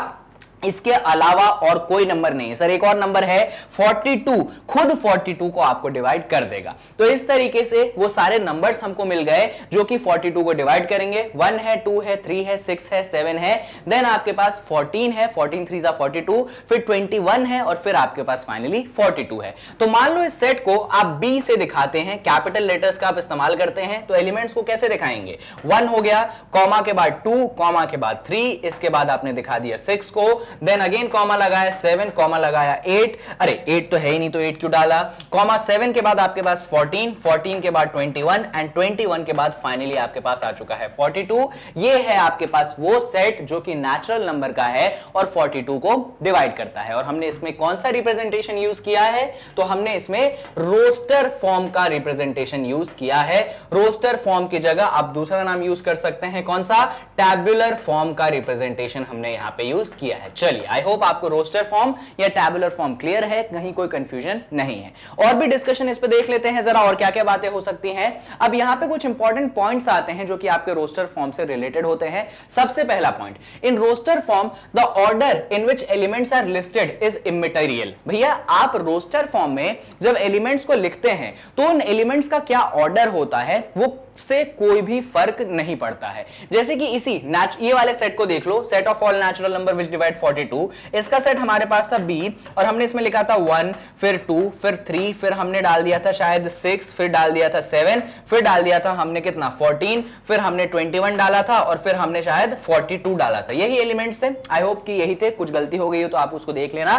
तो मान लो अब इसमें हमने ऑर्डर चेंज कर दिया। ऑर्डर कैसे चेंज कर दिया, तो मान लो हमने इसमें ऐसा लिख दिया 6, 7, 2, 3, 1 और फिर हमने 14, फिर 21, फिर 42 डाल दिया। तो यहां पे देखो हमने ऑर्डर क्या कर दिया, चेंज कर दिया। भले ही आपने एलिमेंट्स का ऑर्डर चेंज कर दिया है पर ये सेट और ये सेट सेम रहेंगे, इनमें कोई फर्क नहीं पड़ेगा। इसीलिए ये स्टेटमेंट बहुत इंपॉर्टेंट हो जाता है कि रोस्टर फॉर्म में किस ऑर्डर में आप एलिमेंट्स को लिखते हैं, ये इमैटेरियल है यानी कि कोई भी काम का नहीं है। चलिए तो ये पहला इंपॉर्टेंट पॉइंट हो गया। इसके बाद सेकंड पॉइंट पे आ जाते हैं। Second point, while representing a set in roster form the elements are not repeated. इसका मतलब यह है कि अगर आप एलिमेंट्स को लिखते हैं रोस्टर फॉर्म के अंदर तो उनको रिपीट नहीं करते हैं। एग्जाम्पल देखिए, The set of all letters forming the word school।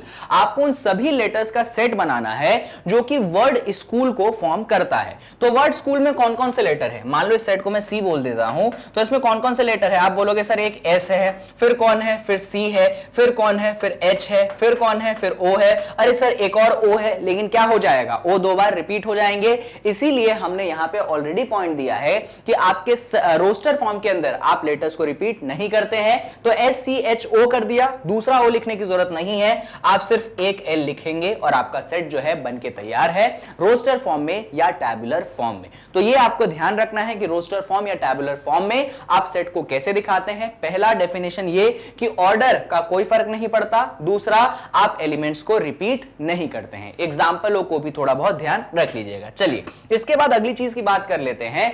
अब बात आती है कि रोस्टर फॉर्म तो हो गया, डेफिनेशन भी हो गया और हमारे एग्जांपल्स भी क्लियर है। अब दूसरा फॉर्म जो था सेट बिल्डर फॉर्म, ये क्या होता है तो चलिए इस पे बात कर लेते हैं। इन set builder form all the elements of a set possesses one common property, so to represent the set in set builder form we only mention the common property and we do not write element individually। सुनिएगा ध्यान से, इसमें मैंने क्या बातें लिखी हैं, आप भी वीडियो को पॉज करके स्टेटमेंट को अपनी कॉपी में एग्जैक्टली लिख लीजिए। सुनिए, इस स्टेटमेंट में यह बोला गया है कि अगर आपने सेट बिल्डर फॉर्म में एक सेट को दिखाना है तो आपको क्या करना है, आपको उसके एलिमेंट्स को नहीं लिखना है। जैसे कि अभी तक हमने ये एग्जांपल देख लो या ये वाला एग्जांपल देख लो, इसमें हम सेट के एलिमेंट्स को लिखते थे। तो सेट बिल्डर फॉर्म क्या कहता है, भैया एलिमेंट को मत लिखो। तो क्या करो, अरे भैया अलग अलग जो एलिमेंट होंगे उनकी कुछ कॉमन प्रॉपर्टी होगी, तो एलिमेंट लिखने की जगह क्या करो, आप उस कॉमन प्रॉपर्टी को लिख दो। और जब आप ऐसा करते हो तो आप सेट बिल्डर फॉर्म को फॉर्म कर लेते हैं। एग्जांपल देता हूं मैं आपको समझ में आएगा। The set of vowels in English alphabet, आपको बोला गया कि भैया आपको वो सेट बनाना है जो कि कंटेन करना चाहिए वॉवेल्स जो कि इंग्लिश अल्फाबेट में होते हैं। तो आपने बोल दिया ब्रेसेस के अंदर ए ई आई ओ यू, ये कौन सा फॉर्म हो गया, ये आपके पास रोस्टर फॉर्म हो गया। इसके अंदर हमने एलिमेंट्स को लिस्ट आउट किया, हमने एलिमेंट्स को लिखा। वहीं पे सेट बिल्डर फॉर्म ये बोलता है कि एलिमेंट को मत लिखो, क्या लिखो, प्रॉपर्टी को लिखो। तो प्रॉपर्टी क्या है इन एलिमेंट्स की, तो इन एलिमेंट्स की प्रॉपर्टी ये है कि ये वॉवेल है, किसमें, इंग्लिश अल्फाबेट में। इसीलिए नीचे मैंने सेट बिल्डर फॉर्म से लिखा है कि ये जो सेट V है वो इक्वल टू है, सेट के लिए ब्रेसेस लगाया, ब्रेसेस ओपन किया, ब्रेसेस बंद किया, और प्रॉपर्टी को लिखने का तरीका बहुत कमाल का है, उसको सीख लीजिए। X such that X is a set builder form vowel in English alphabet. कहने का मतलब ये है कि भैया जो आपका V सेट है उसको मैंने क्या लिख दिया कि उसका एलिमेंट मान लो X है। एलिमेंट क्या है, मान लो X है। हमको नहीं मालूम X की जगह क्या आएगा, अभी नहीं मालूम, हम प्रॉपर्टी लिख देंगे कि X है और X क्या है, X इज अ वॉवेल। क्या लिख देंगे हम, X is a vowel in English alphabet. X is a vowel in English alphabet. जैसे ही हमने ये लिख दिया, यानी कि यहां पे हमने क्या किया, हमने न सेट के एलिमेंट्स को लिखा, ना हमने सेट को एलिमेंट्स को कॉमा से सेपरेट किया, कुछ भी टेंशन नहीं, हमने डायरेक्ट प्रॉपर्टी लिख मारी कि भैया V जो है एक X है और X क्या है, वॉवेल है इंग्लिश अल्फाबेट में। और इंग्लिश अल्फाबेट में कौन कौन से वॉवेल होते हैं वो आप जानते हैं, वो ए ई आई ओ यू होते हैं। तो हम उसको लिख सकते हैं, अगर आप चाहो तो उसको रोस्टर फॉर्म में फिर कन्वर्ट कर लो। तो ये जो फॉर्म है ना जहां पे हम सिर्फ प्रॉपर्टी लिखते हैं उसको आप बुलाते हैं सेट बिल्डर फॉर्म। क्या बुलाते हैं आप उसको बुलाते हैं सेट बिल्डर फॉर्म। यही होता है आपके पास सेट बिल्डर फॉर्म। आपको सिर्फ एलिमेंट की प्रॉपर्टी को लिखना है, आपको यहां पे एलिमेंट्स को नहीं लिखना है। ये डेफिनेशन ध्यान रखिएगा, ये डिफरेंस ध्यान रखिएगा कि भैया सेट बिल्डर फॉर्म में प्रॉपर्टी लिखते हैं और आपके रोस्टर फॉर्म में हम एलिमेंट्स को ही लिख देते हैं। और प्रॉपर्टी ऐसी होती है कि उसके सारे एलिमेंट सेटिस्फाई करे। ऐसा नहीं है कि कोई एक एलिमेंट उस प्रॉपर्टी को सेटिस्फाई नहीं कर रहा पर हमको लग रहा है कि 2-3 एलिमेंट तो कर रहे हैं तो सिर्फ लिख दो, ऐसा नहीं, सारे के सारे एलिमेंट आपके सेट बिल्डर फॉर्म के अंदर उस प्रॉपर्टी को सेटिस्फाई करना चाहिए। चलिए, तो ये सिंपल था डेफिनेशन सेट बिल्डर फॉर्म का। अभी और एग्जांपल्स मैं आपको दूंगा। अब अच्छा, इसमें एक और चीज छोटी सी सीख लीजिए जब आप सेट बिल्डर फॉर्म में लिखते हैं तो हमेशा आपका लिखने का तरीका यह होता है x सच दैट, ये जो सिंबल आपको यहां पे दिखाई दे रहा है, इस सिंबल का मतलब होता है सच दैट। क्या होता है इस सिंबल का मतलब? इस सिंबल का मतलब होता है सच दैट। हमेशा याद रखना ये symbol stands for such that. और जब भी अपन सेट बिल्डर फॉर्म में लिखेंगे ऐसे ही लिखेंगे x such that, such that की जगह ये सिंबल डाल दिया। x is a vowel in English alphabet. तो ये रिप्रेजेंटेशन का तरीका भी ध्यान रखिए क्योंकि आपको क्वेश्चंस डायरेक्ट इस पे मिलेंगे। चलिए, तो यहां पे सेट बिल्डर फॉर्म भी क्लियर होना चाहिए, कहीं कोई कंफ्यूजन नहीं होना चाहिए। अब बढ़ते हैं कुछ ऐसे एग्जांपल जो कि सेट बिल्डर फॉर्म पे बेस्ड है। यहां पे आपको एग्जांपल दिया गया है set of all numbers which divide 42। भैया आपको उन सभी नेचुरल नंबर का सेट बनाना है जो कि 42 को डिवाइड करता है। इसके लिए क्या करोगे तो सुनो, इसके लिए आपको एक तो वो आपका रोस्टर फॉर्म है वो आप जानते हैं, पर रोस्टर फॉर्म की जगह हम क्या यूज करेंगे? हम यहां पे सेट बिल्डर फॉर्म को यूज करेंगे। तो हम बोलेंगे ठीक है, हम लिख देंगे सेट को, मान लो सेट को अपन a बोल देते तो हम बोल देंगे a is equal to x। क्या लिख देंगे हम? a is equal to x such that x is a natural number, x is a natural number. और ये क्या है? नेचुरल नंबर तो है, किसको डिवाइड करता है? which divides 42। तो x such that x is a natural number which divides 42। तो हमने ऐसे लिख दिया, यानी कि हमने क्या किया? हमने सिर्फ प्रॉपर्टी को मेंशन किया जो कि एलिमेंट सेटिस्फाई करते हैं, हमने एलिमेंट्स को मेंशन नहीं किया। यही डिफरेंस है आपका सेट बिल्डर फॉर्म और रोस्टर फॉर्म के बीच में। चलो, तो यहां पे एग्जांपल होता है खत्म, और इस एग्जांपल के बाद एक और एग्जांपल देख लेते हैं। Set of all even natural positive number which are less than 10। भैया आपको इवन नेचुरल पॉजिटिव नंबर का सेट बनाना है जो कि 10 से छोटे हैं। अब ऐसा करते हैं ना, इस क्वेश्चन में हम सेट बिल्डर फॉर्म से भी लिखते हैं और रोस्टर फॉर्म से भी लिखते हैं। पहले रोस्टर फॉर्म का इस्तेमाल कर लेते हैं। रोस्टर फॉर्म से पहले आपको एलिमेंट्स निकालने पड़ेंगे। तो आपको कौन से एलिमेंट्स चाहिए? तो वो एलिमेंट्स चाहिए जो कि इवन होने चाहिए, नेचुरल होने चाहिए, पॉजिटिव होने चाहिए और 10 से छोटे होने चाहिए। तो 10 से छोटे नंबर इवन, पॉजिटिव और नेचुरल, तो मेरे हिसाब से 2 है, फिर उसके बाद 4 है, फिर 6 है, फिर 8 है, बात खत्म। ये वो 4 नंबर हैं जो इस प्रॉपर्टी को सेटिस्फाई करते हैं। तो अगर आप इसको रोस्टर फॉर्म में लिखना चाहेंगे, मान लो सेट का नाम अपन ने बी रख दिया, तो ऐसे ब्रेसेस बनाएंगे, एलिमेंट्स को लिस्ट आउट कर देंगे, 2 4 6 8, आपका रोस्टर फॉर्म यहां पे बनके तैयार हो चुका है। इससे ज्यादा कुछ भी करने की जरूरत नहीं है। वहीं पे अगर आप इसको सेट बिल्डर फॉर्म में लिखोगे तो आप लिख दोगे कि जो आपका सेट बी है वो क्या है? वो है x such that x is अ, ये जो पूरी प्रॉपर्टी है उस प्रॉपर्टी को आप यहां पे छाप दीजिए, x such that x is a natural even, even है ना, हाँ तो इवन से स्टार्ट करेंगे। x such that x is a even natural number, even natural positive number, even natural positive number, क्या है भाई? Positive number which is less than 8, which are r है तो which are less than 10, not 8, less than 10। तो आपको ऐसे property को दिखा देना है। तो यहां पे भी आपने क्या किया? आपने प्रॉपर्टी लिखी, एलिमेंट नहीं लिखी। ये हो गया आपके पास कौन सा फॉर्म? ये हो गया आपके पास रोस्टर फॉर्म। और ये कौन सा फॉर्म हो गया? ये आपके पास हो गया सेट बिल्डर फॉर्म। तो बस इतना ध्यान रखना है कि रोस्टर फॉर्म और सेट बिल्डर फॉर्म में क्या डिफरेंस है और कैसे आप उनको यहां पे दिखाते हैं। कॉन्सेप्ट आई होप क्लियर है, कहीं पे कुछ ज्यादा कंफ्यूजन नहीं होना चाहिए। आगे बढ़ते हैं। अगली चीज आपकी आती है एक समरी जो रिप्रेजेंटेशन ऑफ सेट पे बेस्ड है। क्या है समरी? तो सुनिएगा, जब आप रिप्रेजेंटेशन ऑफ सेट को देखते हैं तो आप जानते हैं कि 2 ही रिप्रेजेंटेशन हो सकते हैं, एक होता है रोस्टर फॉर्म या टैबुलर फॉर्म और दूसरा होता है आपके पास सेट बिल्डर फॉर्म। तो रोस्टर फॉर्म या टैबुलर फॉर्म ये कहता है कि एक सेट के सारे एलिमेंट्स लिस्ट करते हैं हम किसमें? रोस्टर फॉर्म या टैबुलर फॉर्म में। दूसरी property, order of elements is immaterial. भैया किस ऑर्डर में आप एलिमेंट्स को डालते हो ये इमैटेरियल है, ये कोई काम का नहीं है। तीसरी property, elements are never repeated, elements को आप कभी भी रिपीट नहीं करते हैं। ये है आपके पास रोस्टर या टैबुलर फॉर्म की प्रॉपर्टी। अगर मैं सेट बिल्डर फॉर्म की प्रॉपर्टी की बात करूं तो इसमें सिर्फ एक ही आता है, only property of all the element inside the set is mentioned. यानी कि जो प्रॉपर्टी है एलिमेंट्स की जो कि सेट के अंदर है उसको लिखते हैं हम, एलिमेंट्स को नहीं लिखते। अब एलिमेंट्स को लिखेंगे नहीं तो ऑर्डर और रिपीटेशन की बात तो आएगी नहीं, क्योंकि हमने क्या लिखा? हमने सिर्फ प्रॉपर्टी को लिखी। यहां पे जो सेट बिल्डर फॉर्म और रोस्टर फॉर्म का कॉन्सेप्ट है वो कॉन्सेप्ट खत्म होता है और कॉन्सेप्ट के बाद बात आती है एग्जांपल्स की। तो कुछ एग्जांपल्स हैं हमारे पास रोस्टर और सेट बिल्डर फॉर्म के जो कि आपकी एनसीईआरटी से भी लिए गए हैं और कुछ और सेपरेट बुक से लिए गए हैं। तो फटाफट उन एग्जांपल्स को हम यहां पे सॉल्व कर लेते हैं। चलिए इस क्वेश्चन से शुरुआत हम कर देते हैं। क्वेश्चन कहता है write the solution set of the equation in roster form. आपको एक क्वाड्रेटिक इक्वेशन दी गई है, आपको इसका सॉल्यूशन सेट बनाना है, वो भी रोस्टर फॉर्म में। तो क्या क्वाड्रेटिक इक्वेशन दी गई है? क्वाड्रेटिक इक्वेशन आपको दी गई है x square plus x minus 2 और इसको आपको 0 के बराबर रखना है। इक्वेशन है, कैसे सॉल्व करेंगे? तो मिडिल टर्म स्प्लिटिंग हम लगाते हैं। ये हो गया आपके पास एक्स स्क्वायर, एक्स की जगह आप इसको लिख सकते हैं 2x minus x minus 2 is equal to 0। Basic process है इतना। तो इन दोनों में से आप x को कॉमन ले लो, ये हो जाएगा आपके पास x प्लस 2। यहां पे आप दोनों में से माइनस को कॉमन लीजिए, ये हो जाएगा x प्लस 2, ये आपके पास 0 के बराबर हो गया। यहां से x प्लस 2, यहां से x प्लस 2, दोनों जगह से आप x प्लस 2 को कॉमन ले लीजिए। हमने ले लिया, क्या बचा हमारे पास? एक ब्रैकेट के बचा अंदर x, फिर बीच में आया माइनस, फिर यहां पे बचा 1 बराबर 0। इसको कैसे सॉल्व करेंगे? तो दो तरीके होते हैं।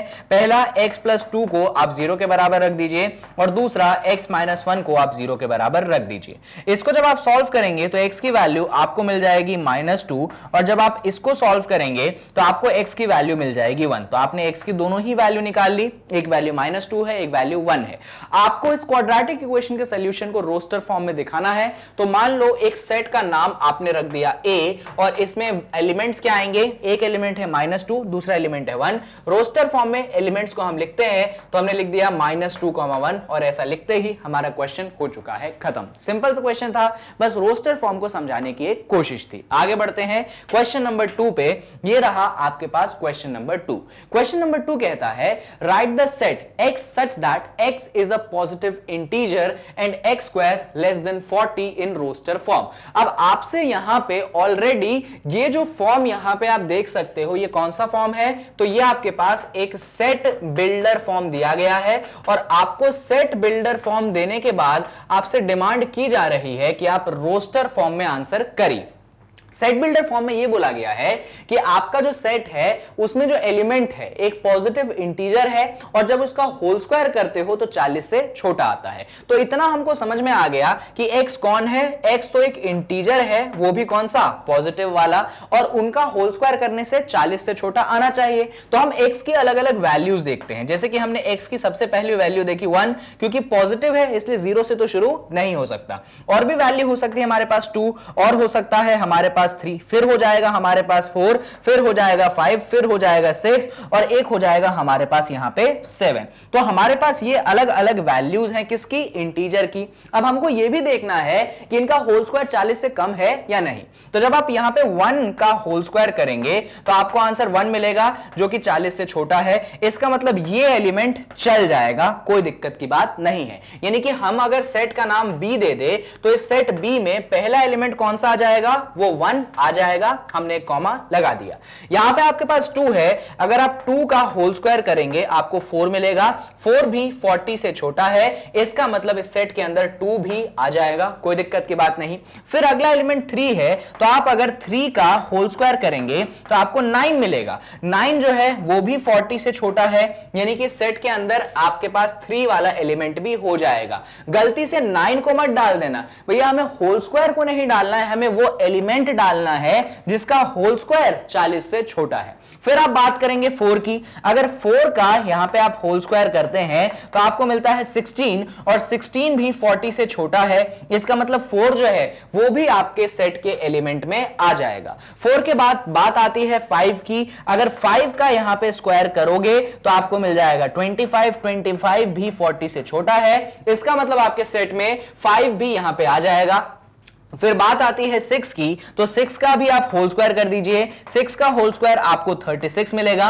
36 भी आपके पास 40 से छोटा है, यानी कि आपके पास एक एलिमेंट 6 भी आ गया। अब बात आती है कि भैया 7 आएगा कि नहीं आएगा, तो चेक कर लेते हैं। अगर बात 7 की करोगे आप तो 7 का होल स्क्वायर हो जाता है आपके पास, अरे सर होल स्क्वायर के लिए सिंबल आप यूज करते हैं 2 का, आपने यूज कर लिया 4 का, कोई बात नहीं, सही हो जाएगा। 7 का होल स्क्वायर आपके पास होता है 49 और क्या 49 49 40 से छोटा है? बिल्कुल भी नहीं, 49 40 से छोटा नहीं है, वो 40 से बड़ा है। इसका मतलब 7 आपके सेट के अंदर नहीं आएगा, और 7 के बाद के एलिमेंट्स तो बिल्कुल भी नहीं आएंगे। भाई 7 का होल स्क्वायर 40 से छोटा है, तो उसके नीचे के एलिमेंट्स का होल स्क्वायर तो डेफिनेटली 40 से बड़ा ही होगा। इसका मतलब 6 तक ही गाड़ी रुक जाएगी, 6 के अलावा कोई भी एलिमेंट नहीं आएगा। तो ये जो सेट है इसको हमने रोस्टर फॉर्म में यहां पे लिख दिया। क्यों ये रोस्टर फॉर्म में है? तो इसके अंदर हमने सारे एलिमेंट्स को कॉमा से सेपरेट करा है और सारे एलिमेंट्स को हमने लिखा है। चलिए, तो इस टाइप के भी क्वेश्चन आते हैं जहां पे आपको रोस्टर फॉर्म को सेट बिल्डर फॉर्म में कन्वर्ट करना पड़ता है और सेट बिल्डर फॉर्म को आपको रोस्टर फॉर्म में कन्वर्ट करना पड़ता है। चलिए, तो इस क्वेश्चन के बाद सेकंड के बाद हम बारी आ जाती है किधर की? एग्जांपल नंबर 3 की। तो ये रहा आपके पास एग्जांपल नंबर 3। तो एग्जांपल नंबर 3 के अंदर आपको एक सेट जो कि है रोस्टर फॉर्म में दिया गया है और आपको इसको सेट बिल्डर फॉर्म में कन्वर्ट करना है। चलिए ध्यान से देखते हैं क्वेश्चन को।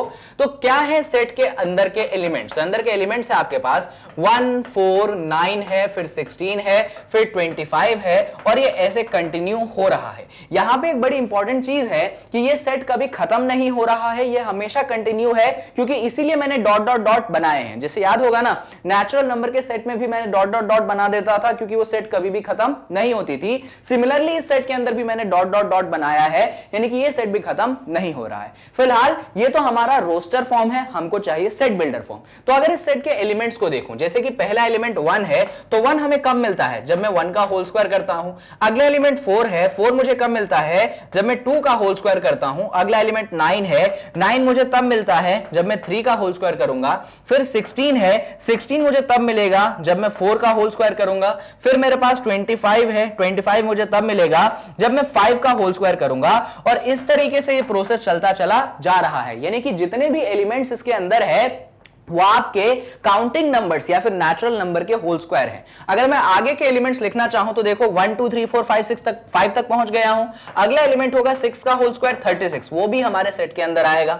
एक और एलिमेंट होगा अगला 7, उसका होल स्क्वायर करूंगा तो 49, वो भी मेरे सेट के अंदर आएगा। तो ये सारे एलिमेंट्स ही आपके सेट के अंदर आ रहे हैं जो कि नेचुरल नंबर के होल स्क्वायर हैं। अब हमको सेट बिल्डर फॉर्म में कन्वर्ट करना है, यानी कि जो प्रॉपर्टी हमने देखी, हमको इस प्रॉपर्टी को इसके अंदर डालना है। तो देखिएगा मैं कैसे प्रॉपर्टी को लिखूंगा।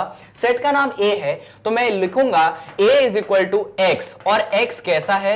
x is equal to n square. x is equal to क्या हो गया? N square. अरे ये n कौन आ गया? तो n है आपके नेचुरल नंबर, तो मैं क्या लिख दूंगा?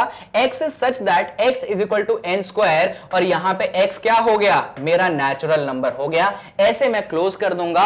अरे सर आपने तो कुछ लिखा ही नहीं, आपने सारी बातें इतनी छोटे में कह दी। बिल्कुल कह दी। कैसे? तो देखो मैंने बोला सेट ए का एलिमेंट है x, x क्या है? n स्क्वायर है, और n कौन है? अरे एक छोटी सी गलती हो गई, यहां पे n लिखना चाहिए, और n जो है वो मेरा नेचुरल नंबर है। और नेचुरल नंबर क्या होते हैं? तो n की क्या क्या वैल्यूज आएंगी? n की वैल्यू 1 आएगी, फिर n की वैल्यू 2 आएगी, फिर 3 आएगी, फिर 4 आएगी, फिर 5, फिर 6, फिर 7, फिर 8। देखो ऐसे ये कंटिन्यू होगा।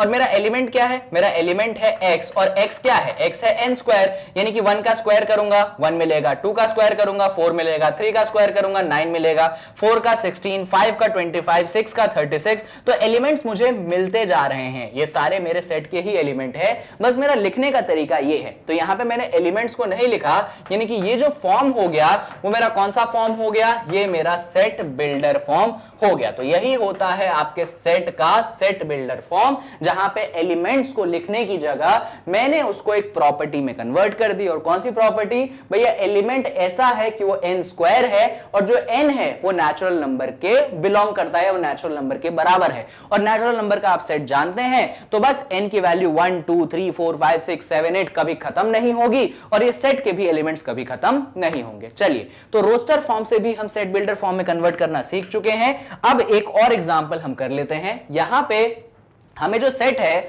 वो रोस्टर फॉर्म में दिया गया है, और हमें इसे सेट बिल्डर फॉर्म में कन्वर्ट करना है।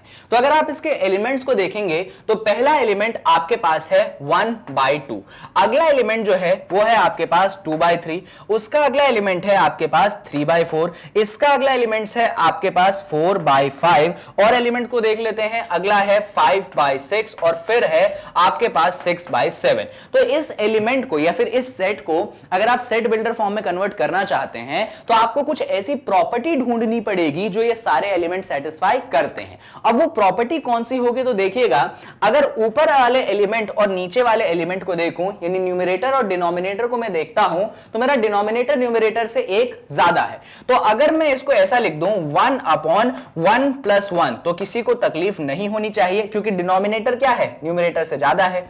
ये जो है 2/3, ये एक्चुअली है 2/2 + 1, आप इसको यहां पे आइडेंटिफाई कर सकते हैं। अगेन डिनोमिनेटर आपके न्यूमरेटर से एक ज्यादा है। ये जो 3/4 है ये है 3/3 + 1, अगेन आपका डिनोमिनेटर जो है न्यूमरेटर से एक ज्यादा है। ये जो 4/5 है ये हो जाएगा 4/4 + 1, और सिमिलरली यहां पे देखोगे तो 5/6 हो जाएगा 5/5 + 1, और 6/7 क्या हो जाएगा 6/6 + 1। तो इस टाइप के आपके एलिमेंट्स यहां पे दिए गए हैं, और ये सेट इनफाइनाइट नहीं है, मतलब ये सेट की लिमिटेशन है, कुछ ही एलिमेंट्स हैं, 6 ही एलिमेंट्स हैं, इसके अलावा एलिमेंट नहीं है। अब बात आती है कि आपको प्रॉपर्टी समझ आई, मुझे आ गई है। प्रॉपर्टी ये है कि भैया न्यूमरेटर तो न्यूमरेटर है, डिनोमिनेटर बनाने के लिए न्यूमरेटर में 1 को ऐड कर दो, आपका डिनोमिनेटर बन जाएगा। तो इसी तरीके से हम सेट बिल्डर फॉर्म में लिखेंगे। मान लीजिए आपके सेट का नाम बी रख देते हैं हम, तो बी हो जाएगा x, और क्या लिखते हैं x इज सच दैट,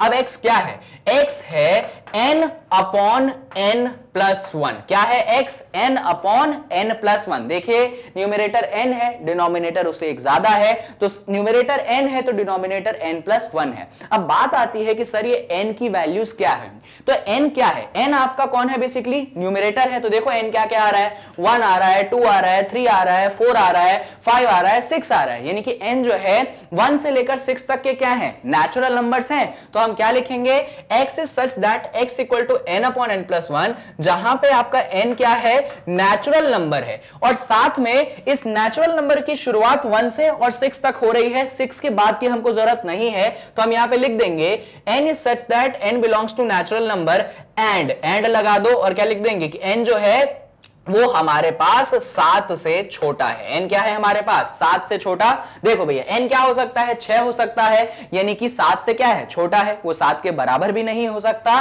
तो बस हम इतना लिख देंगे, हमारा सेट जो है किस में कन्वर्ट हो चुका है, वो सेट बिल्डर फॉर्म में कन्वर्ट हो चुका है। ये तरीका है, आपको दिया गया था रोस्टर फॉर्म में, पर आपने उसको कन्वर्ट किस में कर दिया, सेट बिल्डर फॉर्म में। कैसे कन्वर्ट किया, तो प्रॉपर्टी को लिख के, तो पहले हमने यहां पे प्रॉपर्टी पता लगाई। जब प्रॉपर्टी एक बार पता लग गई तो बस उसको हमें यह करना था, x such that x = n/n + 1, जहां पे n एक नेचुरल नंबर है और n जो है 7 से छोटा है। अब देखो n जो है 7 से छोटा है, इसका मतलब समझ रहे हो आप, देखो जैसे ही मैं बोल रहा हूं n नेचुरल है, तो मतलब कहां से स्टार्ट होगा, 1 होगा, फिर आपके पास कौन होगा, 2, फिर 3, फिर 4, फिर 5, फिर 6, लेकिन 7 नहीं हो सकता क्योंकि मैंने बोला है n क्या है, 7 से छोटा है। चलिए, तो इस तरीके से हमने इसको भी रोस्टर से सेट बिल्डर फॉर्म में कन्वर्ट कर दिया है। बढ़िया। अब इसके बाद हम एग्जांपल 5 की बात कर लेते हैं। एग्जांपल 5 में आपको मैच द फॉलोइंग दिया गया है। यहां पे आपके पास लेफ्ट हैंड साइड में कुछ चीजें हैं और राइट हैंड साइड में आपके पास ABCD के ऑप्शन है। तो पहला आपके पास है PRINCAL, ये प्रिंसल क्या है, तो यहां पे चलो ऑप्शंस को पढ़ते हैं। x is a positive integer, low integer की बात चली गई, वो तो अल्फाबेट में है तो बात ही खत्म। x is an integer and x² -9, ये भी नहीं। x इज इंटीजर, ये भी नहीं।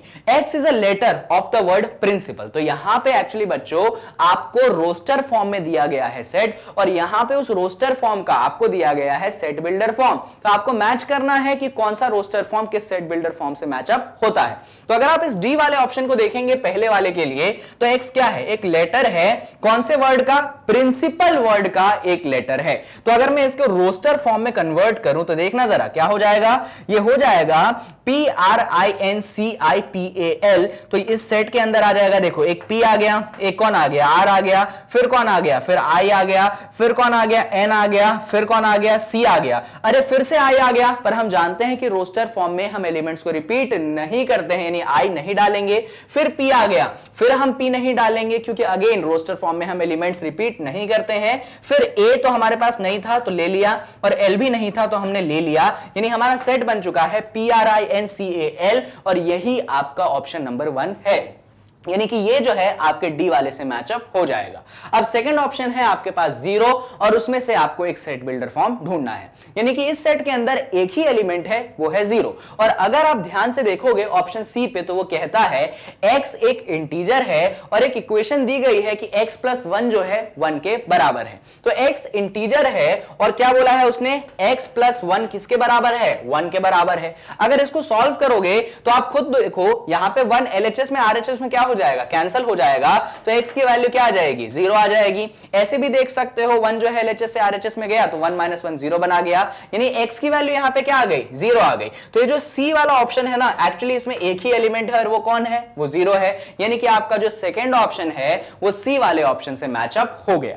अब हम इसकी बात कर लेते हैं। अंदर है 1 2 3 6 9 18 और ऊपर है x is a positive integer and is a divisor of 18, यानी कि A ऑप्शन में बोला गया है आपका x जो है एक पॉजिटिव इंटीजर है और वो डिवाइजर है 18 का, यानी कि वो डिवाइड करता है 18 को। तो जैसे कि याद है हमने एक 42 वाला क्वेश्चन किया था जिसमें उसके हमने वो नंबर्स निकाले थे जो 42 को डिवाइड करते हैं। बेसिकली इस केस में भी हमें वो नंबर्स निकालने हैं जो कि 18 को डिवाइड करते हैं। तो अगर हम यहां पे बात कर लें तो इसके अंदर आ जाएगा आपके पास 1 क्योंकि 1 18 को डिवाइड करता है, फिर 2 भी 18 को डिवाइड करता है, फिर 3 क्योंकि 3 भी 18 को डिवाइड करता है, फिर आप पहुंच जाओगे 6 पे क्योंकि 6 भी 18 को डिवाइड करता है, देन यू कम टू 9 18 को डिवाइड करता है और फिर फाइनली आपके पास 18 आ गया। तो ये वो एलिमेंट्स हो गए जो कि आपको 18 को डिवाइड करके देते हैं। अब क्या ये सेट इसके बराबर है, देखिए 1 2 3 6 9 18, यहां पे देखिए 1 2 3 6 9 18, तो बिल्कुल ये जो थर्ड ऑप्शन है आपके ए वाले ऑप्शन से मैचअप यहां पे हो जाता है। अब बचता है आपके पास ये वाला और ये वाला, तो हम जानते हैं कि ये इससे मैचअप तो हो जाएगा, पर फिर भी करके देखते हैं कि भाई बात सही है कि गलत। तो यहां पे दिया गया है कि एक x इंटीजर है और x स्क्वायर माइनस 9 जो है 0 से छोटा है। क्या बोला गया है, x इंटीजर है और x स्क्वायर माइनस 9 0 से छोटा नहीं, 0 के बराबर है। इसको सॉल्व करोगे तो x स्क्वायर की वैल्यू आपको मिल जाएगी 9 और यहां पे x की वैल्यू आ जाएगी आपके पास अंडर रूट 9। आप जानते हैं स्क्वायर जब LHS से RHS में जाता है अंडर रूट बनाएगा। अंडर रूट 9 आपको दो वैल्यूज दे देगा, एक दे देगा आपको +3, दूसरा दे देगा आपको -3। तो अंडर रूट 9 ने एक दे दिया +3, एक दे दिया -3, तो x की वैल्यू क्या आ गई, अरे एक आ गई +3 और एक आ गई आपके पास -3। अगर इसको मैं रोस्टर फॉर्म में दिखाऊं तो सेट का ब्रेसेस बनाऊंगा और उसमें 3 और -3 को मैं डाल दूंगा और आप देख सकते हैं कुछ ऐसा ही सिचुएशन है कि 3 और -3 है और ये इसी से मैचअप हो रहा है कि हां हमारा फोर्थ ऑप्शन जो है बी ऑप्शन से मैचअप हो जाएगा। और इसी के साथ जो एग्जांपल्स मुझे करवाने थे आपको रोस्टर फॉर्म पे और सेट बिल्डर फॉर्म पे, वो यहां पे होते हैं खत्म। और इस वीडियो में मैंने आपको कॉन्सेप्ट भी पूरा करवा दिया। किसका कॉन्सेप्ट, रोस्टर फॉर्म और सेट बिल्डर फॉर्म का, और कॉन्सेप्ट के साथ मैंने जो एग्जांपल्स है जो कि आपके एनसीईआरटी के ही लिए थे, मैंने सिंपल कॉन्सेप्ट था इसलिए एनसीईआरटी को एग्जांपल प्रेफर किए, वो भी मैंने आपको सॉल्व करवा दिया। अगर इस वीडियो को आपने पूरी तरीके से देखा है तो आई थिंक आपका कॉन्सेप्ट क्लियर होना चाहिए। हमारा दूसरा वीडियो था सेट्स पे, इससे पहले हमने सेट का इंट्रोडक्शन पढ़ा था और आज हमने सेट का रिप्रेजेंटेशन पढ़ा, कौन से तरीके रोस्टर फॉर्म और सेट बिल्डर फॉर्म से। चलिए तो इसी के साथ इस वीडियो को आपके एनसीईआरटी बुक के हर एक क्वेश्चन को मैंने यहां पे लिया है और एकदम डिटेल्ड सॉल्यूशन आपको मैं यहां पे दूंगा। चलिए तो पहले क्वेश्चन से हम शुरुआत करते हैं। क्या कहता है पहला question, which of the following are sets justify your answer. आपको बताना है कि ये जो 1 2 3 ऑप्शंस हैं, इसके बाद और भी कुछ क्वेश्चंस हैं, इनमें से कौन सा सेट होगा और कौन सा सेट नहीं होगा। तो सुनिए, आपको सेट अगर बताना है कि भैया कोई चीज सेट होगी या नहीं होगी, इसके लिए आपको देखना पड़ेगा सेट का डेफिनेशन। आपको याद होगा मैंने सेट को डिफाइन किया था well defined collection of objects. वहां पे जो शब्द थे ना वेल डिफाइंड ऑब्जेक्ट्स, यहां पे आपको यही देखना है कि जहां जहां जो ऑब्जेक्ट यूज हुआ है वो ऑब्जेक्ट वेल डिफाइंड है या नहीं है। अगर वो ऑब्जेक्ट वेल डिफाइंड होगा तो आप कह सकते हैं कि वो सेट बना देगा, अगर वो ऑब्जेक्ट वेल डिफाइंड नहीं होगा तो वो सेट नहीं बनाएगा। तो हमारी खोज रहेगी ऑब्जेक्ट पे और दूसरी चीज हम ये देखेंगे कि वो ऑब्जेक्ट वेल डिफाइंड है या वो ऑब्जेक्ट वेल डिफाइंड नहीं है। चलिए फर्स्ट पार्ट से बात कर लेते हैं, collection of all months of a year beginning with letter J. तो यहां पे जो आपका ऑब्जेक्ट है वो मंथ्स है, मंथ्स यानी महीने हैं एक साल के जो कि लेटर जे से चालू होते हैं। तो ये है आपका ऑब्जेक्ट, कलेक्शन है, ऑब्जेक्ट अपन को समझ में आ गया।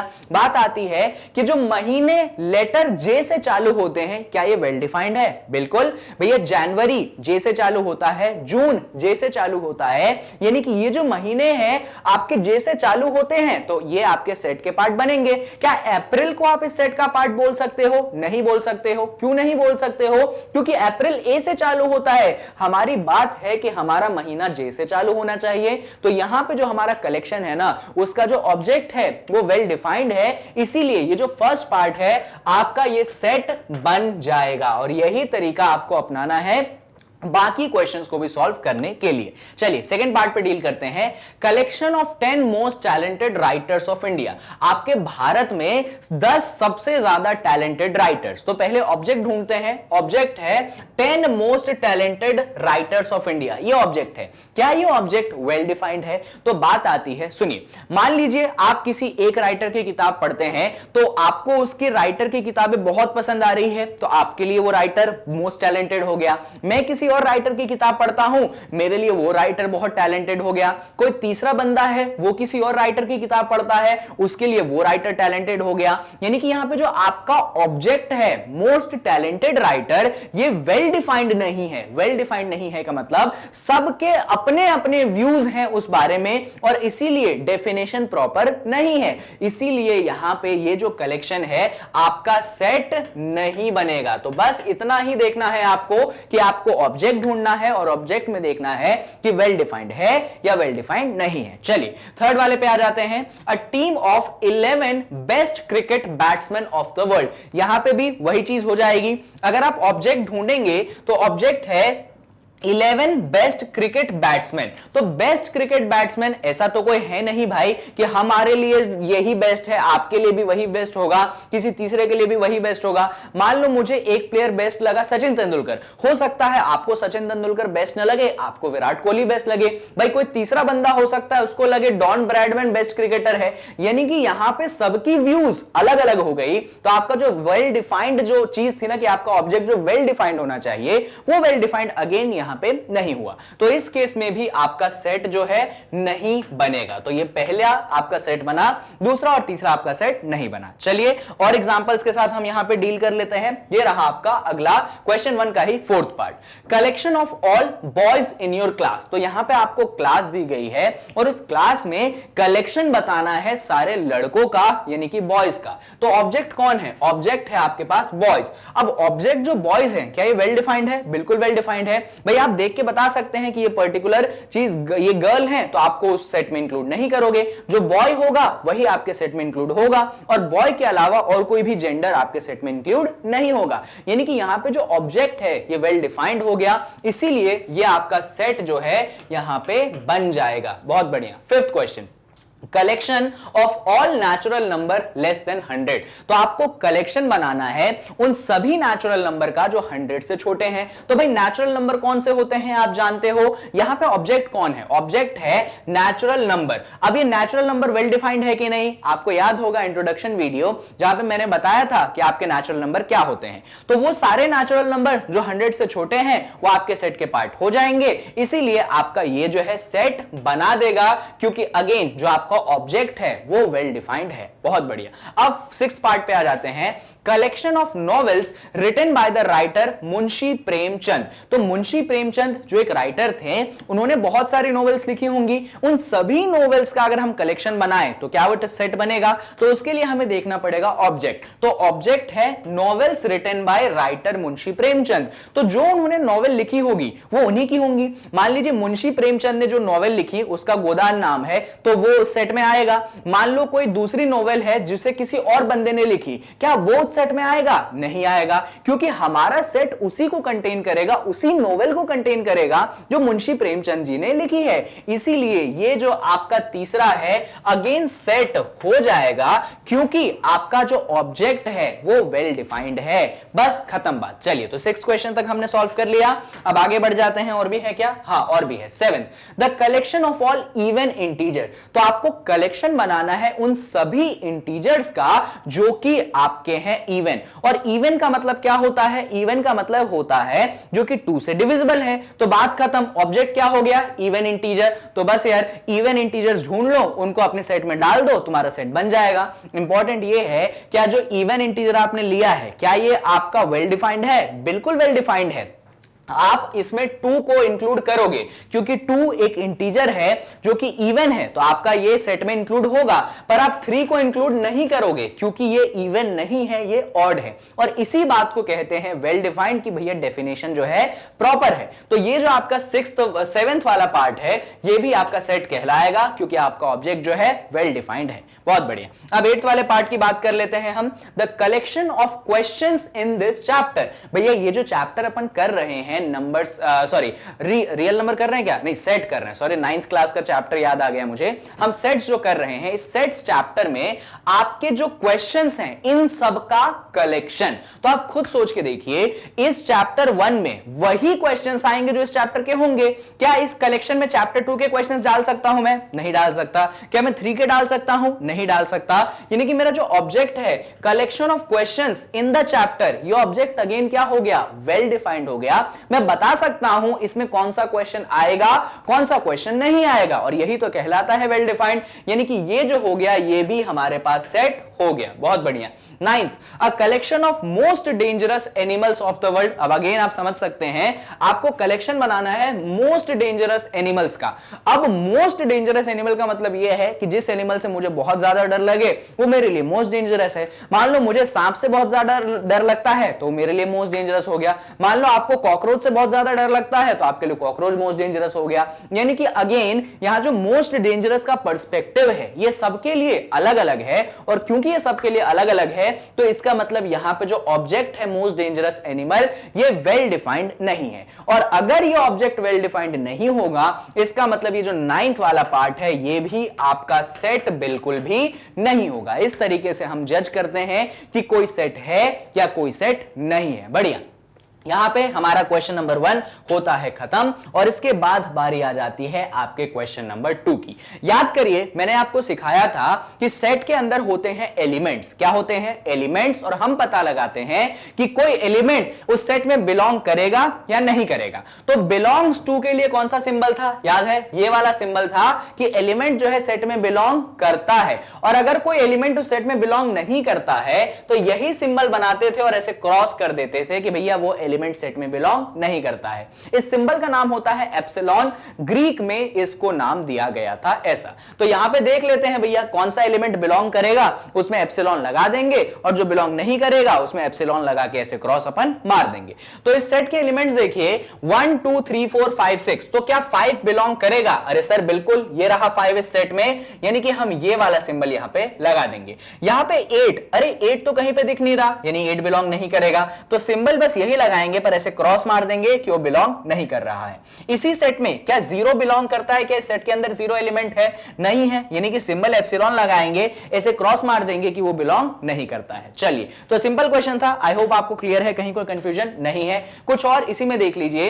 अगेन क्या इस सेट में 4 बिलोंग करता है? बिल्कुल, तो बिलोंग करता है तो एप्सिलॉन लगा दिया। क्या इसमें 2 बिलोंग करता है? बिल्कुल, तो 2 में भी हमने एप्सिलॉन लगा दिया। क्या 10 बिलोंग करता है? बिल्कुल भी नहीं, तो हमने 10 लिखा और ऐसे एप्सिलॉन क्रॉस लगा दिया। तो इस तरीके से हम समझे कि बिलोंग्स टू का सिंबल कब यूज होता है और क्या होता है, और डज नॉट बिलोंग्स टू का सिंबल कब यूज होता है और क्या होता है। चलिए भाई, तो क्वेश्चन नंबर 2 यहां पे होता है खत्म। बारी आ जाती है क्वेश्चन नंबर 3 की। तो क्वेश्चन नंबर 3 में अभी इसी वीडियो से पहले आपने एग्जांपल्स वाली वीडियो देखी होगी, तो वहां पे मैंने कुछ एग्जांपल्स आपको करवाए थे जहां पे सेट बिल्डर को रोस्टर में कन्वर्ट करते थे, रोस्टर को हम सेट बिल्डर में कन्वर्ट करते थे। तो यहां पे भी क्वेश्चन ऐसा है, आपके पास क्या दिया गया है? सेट बिल्डर फॉर्म दिया गया है, और आपको सेट बिल्डर फॉर्म को कन्वर्ट करना है किसमें? रोस्टर फॉर्म में। तो चलिए पहले क्वेश्चन से बात कर लेते हैं। पहले क्वेश्चन में दिया गया है a such that x is an integer x greater than equal to -3 less than 7। ध्यान से सुनिएगा क्या कहता है क्वेश्चन। तो पहले सेट की बात करें हम, तो सेट a के अंदर कौन कौन से एलिमेंट आएंगे? रोस्टर फॉर्म का मतलब क्या है? आपको सारे एलिमेंट्स लिख के दिखाने पड़ेंगे, यही होता है रोस्टर फॉर्म का मतलब। तो आपके सेट में सिर्फ इंटीजर आने चाहिए और वो इंटीजर भी कहां से कहां तक होने चाहिए, -3 से बड़े होने चाहिए। पर यहां पे बच्चों एक सिंबल का मतलब समझो, इस सिंबल का मतलब ये होता है कि जो आपका x होगा वो -3 से बड़ा भी होगा और -3 के इक्वल भी होगा। इसको कहते हैं ग्रेटर देन इक्वल टू का साइन। आप इसको यूज करते आए हैं 9th में, कुछ नया नहीं है पर फिर भी मैंने बता दिया। और यहां पे सिंबल है लेस देन 7, तो इस सिंबल का मतलब है वो 7 से छोटा ही होगा, पर इस सिंबल का मतलब है वो -3 से बड़ा तो होगा पर -3 के बराबर भी हो सकता है। चलिए, तो यहां पे हमको चाहिए a के अंदर वो सारे इंटीजर्स होने चाहिए जो -3 से बड़े हैं या बराबर हैं और 7 से छोटे हैं। इंटीजर का मतलब होता है वो नंबर जिसमें कोई भी डेसिमल प्लेस नहीं होते हैं। तो यार कौन कौन से इंटीजर आएंगे? आई थिंक पहला तो -3 ही आ जाएगा क्योंकि -3 खुद एक इंटीजर है और यहां पे हम देख सकते हैं कि x -3 के इक्वल भी हो सकता है। अब -3 से बड़े इंटीजर पे बात करें हम तो -2 हो जाएगा, वो इन दोनों के बीच में है। -1 भी चल जाएगा, 0 भी एक इंटीजर होता है और वो इन दोनों के बीच में है, वो भी चल जाएगा। 0 के बाद 1, 1 के बाद 2, के बाद 3, के बाद 4, फिर है 5, फिर है 6 और हम 7 नहीं डाल सकते क्योंकि हमने यहां पे लिखा है कि हमारा x जो है 7 से छोटा है। तो जो जो इंटीजर्स हमें चाहिए थे जो कि इनके बीच में है वो आपने यहां पे बना लिए। अब हमें इसको रोस्टर फॉर्म में करना है रिप्रेजेंट, तो सेट का नाम a है। रोस्टर फॉर्म में आप सारे एलिमेंट्स को लिखते हैं, कॉमा से सेपरेट कर देते हैं। तो -3, -2, -1, -0, -1, -2, -3, -4, -5, -6 और इस तरीके से आपके सारे के सारे एलिमेंट्स जो हैं रोस्टर फॉर्म में कन्वर्ट हो चुके हैं। तो यह तरीका होता है कि कैसे सेट बिल्डर से रोस्टर फॉर्म में हम कन्वर्ट करेंगे। तरीका सिंपल सा ध्यान रखना है, आपको सारे एलिमेंट्स पता लगाने पड़ेंगे और फिर उन एलिमेंट्स को आपको लिख के कॉमा से सेपरेट कर देना है ब्रेसेस के अंदर। चलिए, तो सेकंड पार्ट पे अब हम बात कर लेते हैं। सेकंड पार्ट है x is a natural number less than 6। तो बच्चों आपको बताना है x जो है एक नेचुरल नंबर है जो कि 6 से छोटा है। तो नेचुरल नंबर तो हम समझते हैं ना, कहां से हुआ करते थे नेचुरल नंबर? वो हुआ करते थे 1, फिर 2, फिर 3, फिर 4, फिर 5, फिर 6 और इसके आगे कंटिन्यू होते जाते थे। पर हमको सिर्फ वही नेचुरल नंबर चाहिए जो कि 6 से क्या है, छोटे हैं। 6 से छोटे नेचुरल नंबर यानी कि 1 से लेकर 5 तक। तो क्या क्या एलिमेंट आ जाएगा हमारे सेट में? 1 आ जाएगा, 2 आ जाएगा, 3 आ जाएगा, 4 आ जाएगा और 5 आ जाएगा। बस अब सेट को रोस्टर फॉर्म में कन्वर्ट करने के लिए क्या करेंगे? सेट का नाम लिख देंगे, एलिमेंट्स को लिख के कॉमा से सेपरेट, यानी कि 1, 2, 3, 4, 5। इस तरीके से हमने सेट का नाम लिखा और उसके सारे एलिमेंट्स को ब्रेसेस के अंदर डाले, कॉमा से सेपरेट कर दिया, यानी कि हमने उसको रोस्टर फॉर्म में कन्वर्ट कर दिया है। चलिए, तो अब बारी आ जाती है आपके थर्ड पार्ट की। थर्ड पार्ट में कहता है x is a 2-digit natural number such that sum of its digit is 8। तो आपको बोला गया है x जो है आपके सेट C का एलिमेंट है और x होना चाहिए एक 2-digit नंबर और ऐसा 2-digit नंबर जिसके डिजिट्स का जो सम है वो होना चाहिए 8। तो बेसिक से स्टार्ट करते हैं हम। सबसे पहला नंबर जो मुझे दिखाई पड़ता है वो होगा 17। क्यों? क्योंकि जब मैंने 1 + 7 किया तो क्या आ जाएगा? 1 + 7 करने पे मुझे 8 मिल जाएगा। इसके बाद जो अगला होगा वो होगा 26, क्योंकि अगेन जब मैं 2 + 6 करूंगा मुझे 8 मिल जाएगा। फिर होगा मेरे पास 3, 5, 35, क्योंकि जब मैं 3 + 5 करूंगा तो मुझे 8 मिलेगा। फिर आ जाएगा मुझे 4, 4, 44, तो जब मैं 4 + 4 करूंगा अगेन मुझे 8 मिल जाएगा। कहानी खत्म नहीं होती है। अब मैं जा सकता हूं 53, because when I will add 5 and 3 I will again get 8। उसके बाद कौन है? उसके बाद है 62, क्योंकि यहां पे जब मैं 6 और 2 को ऐड करूंगा मुझे वापस 8 मिलेगा। और फिर कहां पहुंच जाएंगे? 71 पे, क्योंकि जब मैं 7 और 1 को ऐड करूंगा मुझे 8 मिलेगा। और फाइनली मैं पहुंच जाऊंगा 80 पे, क्योंकि जब यहां पे 8 और 0 को ऐड करूंगा मुझे अगेन 8 मिल जाएगा। यानी ये एलिमेंट्स जो मेरे हैं इस सेट के पार्ट हो जाएंगे। कुछ बच्चे यहां पे सोचते हैं अरे सर आपने इतने नंबर ले लिए, एक और नंबर ले लो 02। तो 02 में देखो सर आपने 0 को ऐड किया 8 में, आपको आंसर 8 मिल गया। लेकिन बच्चों हमको क्वेश्चन में लिख के दिया गया है कि हमको 2 डिजिट के नेचुरल नंबर चाहिए। तो क्या ये 08 जो है ये 2 डिजिट है? अरे भैया 8 के आगे 0 लिखने का कोई मतलब होता है? 8 के आगे 0 लिखने का मतलब वो क्या है? वो 8 है। और 8 क्या है? एक 1 डिजिट नंबर है, यानी कि इस नंबर को हम इंक्लूड नहीं करेंगे। तो हमारे पास कौन कौन से नंबर इंक्लूड हो गए? ये जो यहां पे दिख रहे हैं वो, और ये जो यहां पे दिख रहे हैं वो। अब इसको रोस्टर फॉर्म में कन्वर्ट करना है। सेट का नाम C है तो हमने लिख दिया C बराबर ब्रेसेस बनाए एलिमेंट्स को लिखना चालू कर दिया, 17, फिर कॉमा लगाया 26, फिर हमने कॉमा लगाया 35, फिर हमने कॉमा लगा दिया 44, फिर हमने कॉमा लगा दिया, कौन आ गया 53, फिर हमने कॉमा लगा दिया, फिर कौन आ गया 62, फिर हमने कॉमा लगा दिया, कौन आ गया 71, फिर हमने कॉमा ना लगाया, कौन आया 80, और यहां पे हम ब्रेसेस को कर देंगे क्लोज। तो हमारा सेट जो था सेट बिल्डर फॉर्म में था और हमने उसको रोस्टर फॉर्म में यहां पे कन्वर्ट कर दिया है। चलिए, तो हमने तीनों ही पार्ट्स इस क्वेश्चन के कर लिए हैं सॉल्व। क्या और पार्ट्स हैं देख लेते हैं? हाँ जी, और भी पार्ट्स हैं आपके पास, एक एक करके उनको भी अपन सॉल्व कर लेते हैं। तो फोर्थ पार्ट है d is a prime number which is divisor of 60। तो आपको d जो सेट है उसके अंदर जो x है यानी कि जो उसका एलिमेंट है वो एक प्राइम नंबर होना चाहिए जो कि 60 को डिवाइड करना चाहिए। प्राइम नंबर आप समझते हैं, प्राइम नंबर वो नंबर होते हैं जिनका 1 और खुद के अलावा कोई फैक्टर नहीं होता है।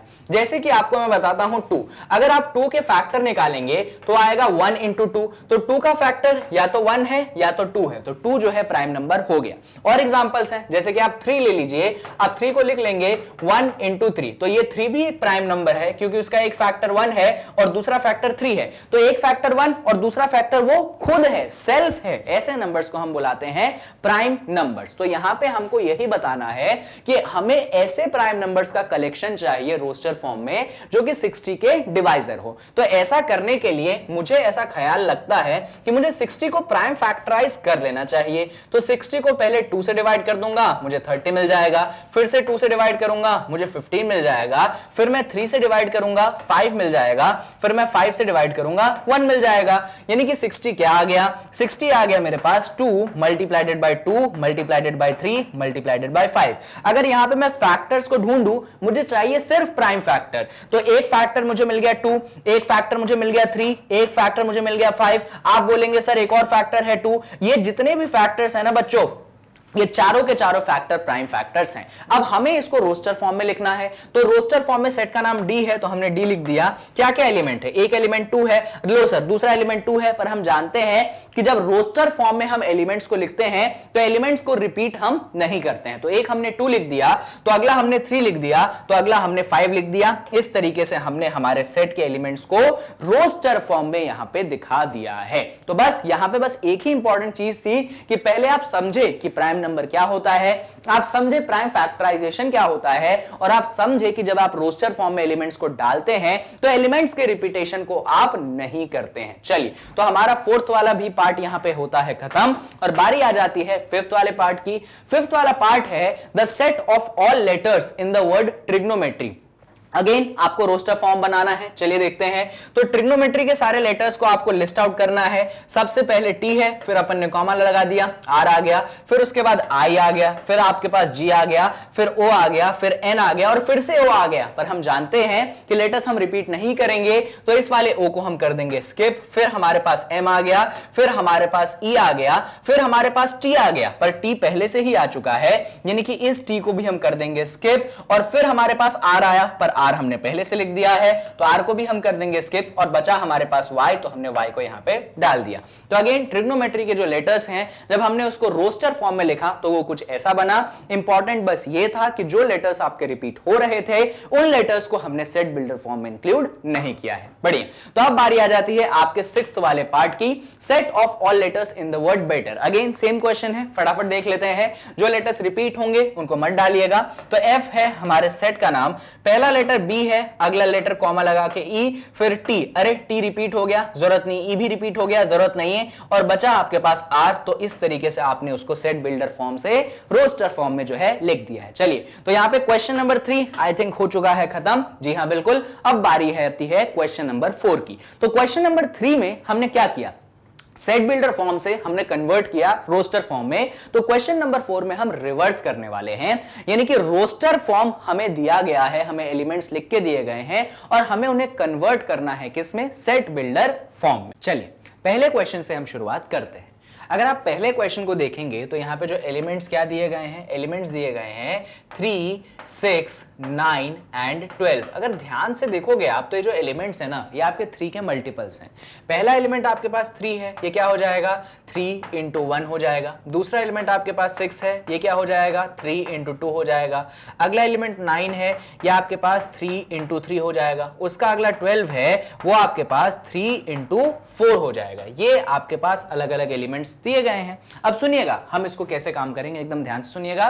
तो हमें इसको कन्वर्ट करना है सेट बिल्डर फॉर्म में, तो प्रॉपर्टी तो हमें निकालनी रहती है। सेट बिल्डर फॉर्म में क्या रहता है कि सारे के सारे जो एलिमेंट्स रहते हैं उनका कुछ ना कुछ कॉमन प्रॉपर्टी रहता है। तो ये जितने भी एलिमेंट्स हैं इनका कुछ ना कुछ कॉमन प्रॉपर्टी होना चाहिए। तो कॉमन प्रॉपर्टी हमको पता चल गया कि ये सारे के सारे एलिमेंट आपके 3 के मल्टीपल्स हैं। तो बस हम यही करेंगे, हम इसको ऐसा लिख देंगे कि भैया मान लीजिए x है, x such that x is equal to 3n। क्या लिख देंगे हम, x such that x is equal to 3n।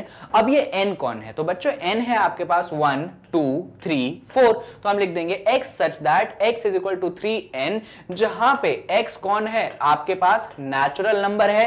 1 2 3 4 natural number है। एक और बात, और आपका जो natural number, sorry for that, यहां पे x नहीं लिखना है, आपको n लिखना है। x such that x is equal to 3n, जहां पे n क्या है, n आपके पास नेचुरल नंबर है 1 2 3 4, और n देखो अनलिमिटेड नहीं है, 4 के बाद नहीं जाती है गाड़ी। तो आप क्या लिख दोगे, यहां पे n जो है वो आपके पास 5 से छोटा है। अब n को 5 से छोटा कर दिया मैंने, तो n क्या होगा 1 2 3 4 बस। तो इस तरीके से आपको इस सेट को सेट बिल्डर फॉर्म में कन्वर्ट कर देना है। अगर आपने इतना कर दिया है ना, तो फिर आपका काम हो गया खत्म। इससे ज्यादा आपको कुछ नहीं करना है। बस छोटी छोटी बातें ध्यान रखना कि मैंने x को 3n के बराबर डाला है, जहां पे n मेरे पास ये है 1 2 3 4, ये नेचुरल नंबर है, और नेचुरल नंबर भी हमेशा नहीं जा रहे हैं, सिर्फ 4 तक जा रहे हैं, तो इसलिए मैंने 5 से छोटा कर दिया। 5 से छोटा मतलब 1 2 3 और 4। बढ़िया, चलिए इसके बाद हम सेकंड वाले पे आ जाते हैं।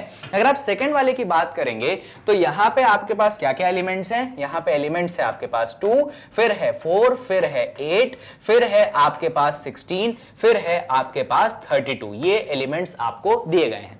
अब इन एलिमेंट्स को थोड़ा सा हम ध्यान से देखते हैं। जो ये 2 है ये एक्चुअली है 2 की पावर 1, ये जो 4 है ये एक्चुअली है 2 की पावर 2, ये जो 8 है ये है आपके पास 2 की पावर 3, और यहां पे 16 जो है ये है आपके पास बेस 2 एक्सपोनेंट 4, और फाइनली 32 जो है ये है 2 की पावर 5। तो ध्यान से देखो यहां पे जितने भी एलिमेंट्स हैं ये आपके 2 के पावर्स आ रहे हैं, और पावर्स भी खास हैं। 1 के बाद 2, 2 के बाद 3, 3 के बाद 4, 4 के बाद 5। इसीलिए हम क्या लिख देंगे, इसमें लिख देंगे x such that x is equal to 2 की पावर n, जहां पे n क्या है, n एक नेचुरल नंबर है, और वो भी किससे छोटा, 6 से छोटा है, 5 तक ही जाता है। तो हम लिख देंगे n जो है हमारे पास 6 से छोटा हो जाएगा। तो इस तरीके से अगेन रोस्टर फॉर्म को हमने सेट बिल्डर फॉर्म में कन्वर्ट कर दिया है। चलिए तो अब सेकंड वाला भी हो गया खत्म, थर्ड वाले की बात कर लेते हैं। थर्ड वाले में क्या क्या एलिमेंट्स हैं आपके पास, थर्ड वाले में एलिमेंट्स हैं आपके पास 5 है, फिर आपके पास 25 है, फिर 125 है, और फिर आपके पास 625 है। अगर इन एलिमेंट्स को आप ध्यान से देखोगे, ये जो 5 है एक्चुअली कौन है, ये बेस 5 एक्सपोनेंट 1 है। ये जो 25 है ये एक्चुअली बेस 5 एक्सपोनेंट 2 है। यहां पे 125 जो है ये आपके पास बेस 5 एक्सपोनेंट 3 है, और जो 625 है ये आपके पास बेस 5 एक्सपोनेंट 4 है। तो अगेन देख सकते हो कि बेस 5 है और एक्सपोनेंट 1 2 3 4 है बस। तो हम इसको क्या लिख देंगे कि x है सच दैट x जो है वो बेस 5 एक्सपोनेंट n के बराबर है, और यहां पे n कौन है, n आपके पास एक नेचुरल नंबर है, और n जो है वो आपके पास किससे छोटा है, वो आपके पास 5 से छोटा है। नेचुरल है 1 2 3 4 है, तो 5 से छोटा हो गया। तो इस तरीके से हमने थर्ड वाले को भी सेट बिल्डर से, सॉरी रोस्टर से सेट बिल्डर फॉर्म में कन्वर्ट कर दिया। और यहां पे आप देख सकते हैं जितनी बार भी मैंने सेट बिल्डर फॉर्म लिखा है कोई भी एलिमेंट मेंशन नहीं किया, बस प्रॉपर्टी को मैंने मेंशन की है। चलिए और आगे बढ़ जाते हैं और कुछ क्वेश्चंस को देख लेते हैं, जैसे कि ये फोर्थ और फिफ्थ क्वेश्चन इसी में देख लेते हैं। यहां पे एलिमेंट्स को देखिए, एलिमेंट्स यहां पे थोड़े से इस वाले फोर्थ वाले स्पेशली में अनलिमिटेड टाइप के एलिमेंट्स हैं, क्योंकि यहां पे आपको सेट दिया गया है 2 4 6, और इस तरीके से ये सेट आपका चल रहा है। तो यहां पे जो नंबर है 2 4 6 ये एक्चुअली कौन है, अगर आप ध्यान से देखोगे तो जो 2 है 4 है 6 है, इसके बाद 8 आएगा, फिर 10 आएगा, ये सारे के सारे नंबर्स जो हैं आपके इवन नंबर्स हैं। क्या है आपके आपके इवन नंबर, और इवन में भी मालूम है कौन से हैं, इवन नेचुरल नंबर है, ऐसा लिखना ज्यादा सही होगा क्योंकि इवन नंबर नेगेटिव में भी जा सकते हैं, इसलिए हम इसको लिख देंगे इवन नेचुरल नंबर। तो हमें सारे एलिमेंट्स की प्रॉपर्टी मिल गई। अब सारे एलिमेंट की प्रॉपर्टी मिल गई तो यहां पे हम क्या लिख देंगे, हम लिख देंगे x such that x is an even natural number, x such that x is an even natural number। इस तरीके से हम यहां पे लिख देंगे, और जैसे ही आप ये लिख देंगे इसका मतलब क्या हुआ, आपका जो सेट है आपने उसको सेट रोस्टर फॉर्म से सेट बिल्डर फॉर्म में कन्वर्ट कर दिया। चलिए अगेन फिफ्थ वाले पार्ट की बात कर लेते हैं, लास्ट पार्ट है हमारे पास। यहां पे एलिमेंट्स को देखो, एलिमेंट्स आपके पास है 1, फिर है आपके पास 4, फिर है 9, और ऐसे जाते जाते आपके पास यहां पे आ जाता है 100। ध्यान से देखेंगे एलिमेंट्स को, यहां पे लिमिटेड एलिमेंट्स हैं। ये जो 1 है एक्चुअली ये 1 का होल स्क्वायर है, ये जो 4 है एक्चुअली ये 2 का होल स्क्वायर है, ये जो 9 है ये एक्चुअली आपके 3 का होल स्क्वायर है, और बाकी एलिमेंट्स भले ही बीच में गायब है पर मैं फिर भी लिख सकता हूं। अगला एलिमेंट होगा आपके पास 4 का होल स्क्वायर जो कि 16 होगा, इसका अगला होगा 25 जो कि आपके पास 5 का होल स्क्वायर होगा। इस तरीके से आपके सारे एलिमेंट्स गिवन है। ऐसे ही जो लास्ट एलिमेंट है आपके पास ये 100 है, और 100 एक्चुअली आपके पास किसका होल स्क्वायर हो जाएगा, 10 का होल स्क्वायर हो जाएगा। यानी कि इस सेट में जितने भी एलिमेंट्स हैं वो किसी ना किसी के होल स्क्वायर हैं, और किसके होल स्क्वायर हैं, तो आपके नेचुरल नंबर के होल स्क्वायर हैं जो कि 1 से शुरू होते हैं और 10 तक जाते हैं। तो हम क्या लिख देंगे, हम लिख देंगे x is such that x is equal to किसका होल स्क्वायर, n का होल स्क्वायर दिखा दो, जहां पे n क्या है, नेचुरल नंबर है, और ये नेचुरल नंबर कहां तक जाते हैं, 10 तक जाते हैं, यानी कि किससे छोटे हैं, 11 से छोटे हैं। तो हम लिख देंगे कि n जो है हमारे पास 11 से छोटा है, तो बात खत्म। ऐसे नेचुरल नंबर जो 11 से छोटे हैं वो 1 से लेकर 10 तक है, और इस तरीके से आपने अगेन रोस्टर फॉर्म को सेट बिल्डर फॉर्म में कन्वर्ट कर दिया है। चलिए आई होप आपको क्लियर है दोनों ही टाइप के क्वेश्चन। क्वेश्चन 3 में मैंने आपको सेट बिल्डर से रोस्टर फॉर्म में कन्वर्ट करना सिखाया, और क्वेश्चन 4 में मैंने आपको रोस्टर से सेट बिल्डर फॉर्म में कन्वर्ट करना सिखाया। इस टाइप के क्वेश्चन काफी सारे आपको एग्जाम में मिलेंगे, तो अच्छे से यहां पे सीख लीजिए। चलिए अब क्वेश्चन नंबर 5 की बात करते हैं। क्वेश्चन नंबर 5 में आप देखेंगे list the elements of the following set. यहां पे आप देख सकते हो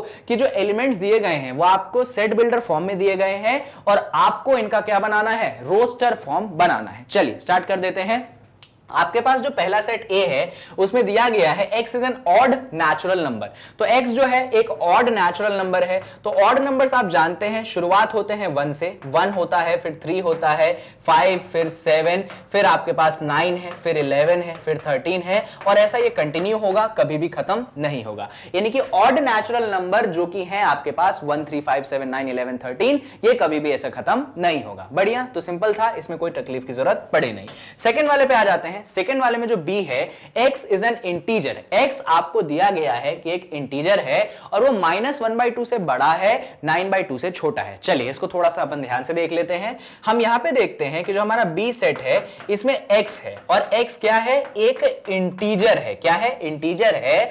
और इंटीजर इस इतने बड़े शब्द के लिए, मतलब x इज एन इंटीजर के लिए मैंने सिंबल का इस्तेमाल कर लिया। आप जानते हैं z जो होता है इंटीजर का सिंबल होता है, और यहां पे x जो है आपके -1/2 से बड़ा है और 9/2 से छोटा है। इंटीजर का मतलब आप समझते हैं ना, इंटीजर का मतलब होता है जिसमें कुछ भी डेसिमल नहीं आना चाहिए। तो आपको ऐसे नंबर चाहिए जो -1/2 और 9/2 से छोटे हैं। -1/2 के बारे में क्या कहता है आपका दिल, -1/2 जो है ना वो एक्चुअली -0.5 है, और जो 9/2 है वो एक्चुअली 4.5 है। यानी कि आपको वो इंटीजर्स बताने हैं जो कि -0.5 से बड़े हैं और 4.5 से छोटे हैं। तो इंटीजर्स नेगेटिव भी होते हैं, पॉजिटिव भी होते हैं, जीरो भी होता है, और उसमें कोई डेसिमल नहीं होता है। तो सारे नंबर्स बता दो जो -0.5 से बड़े हैं, 4.5 से छोटे हैं। तो आई थिंक जो सबसे पहला नंबर होगा वो 0 होगा, क्योंकि 0 जो है -0.5 से बड़ा है और एक इंटीजर है। इसके बाद मेरे पास हो जाएगा 1, फिर आ जाएगा 2, फिर आ जाएगा 3, फिर आ जाएगा 4। बस इतनी ही चलेगी मेरी गाड़ी, क्योंकि 4 के बाद आ जाता है अगला इंटीजर 5,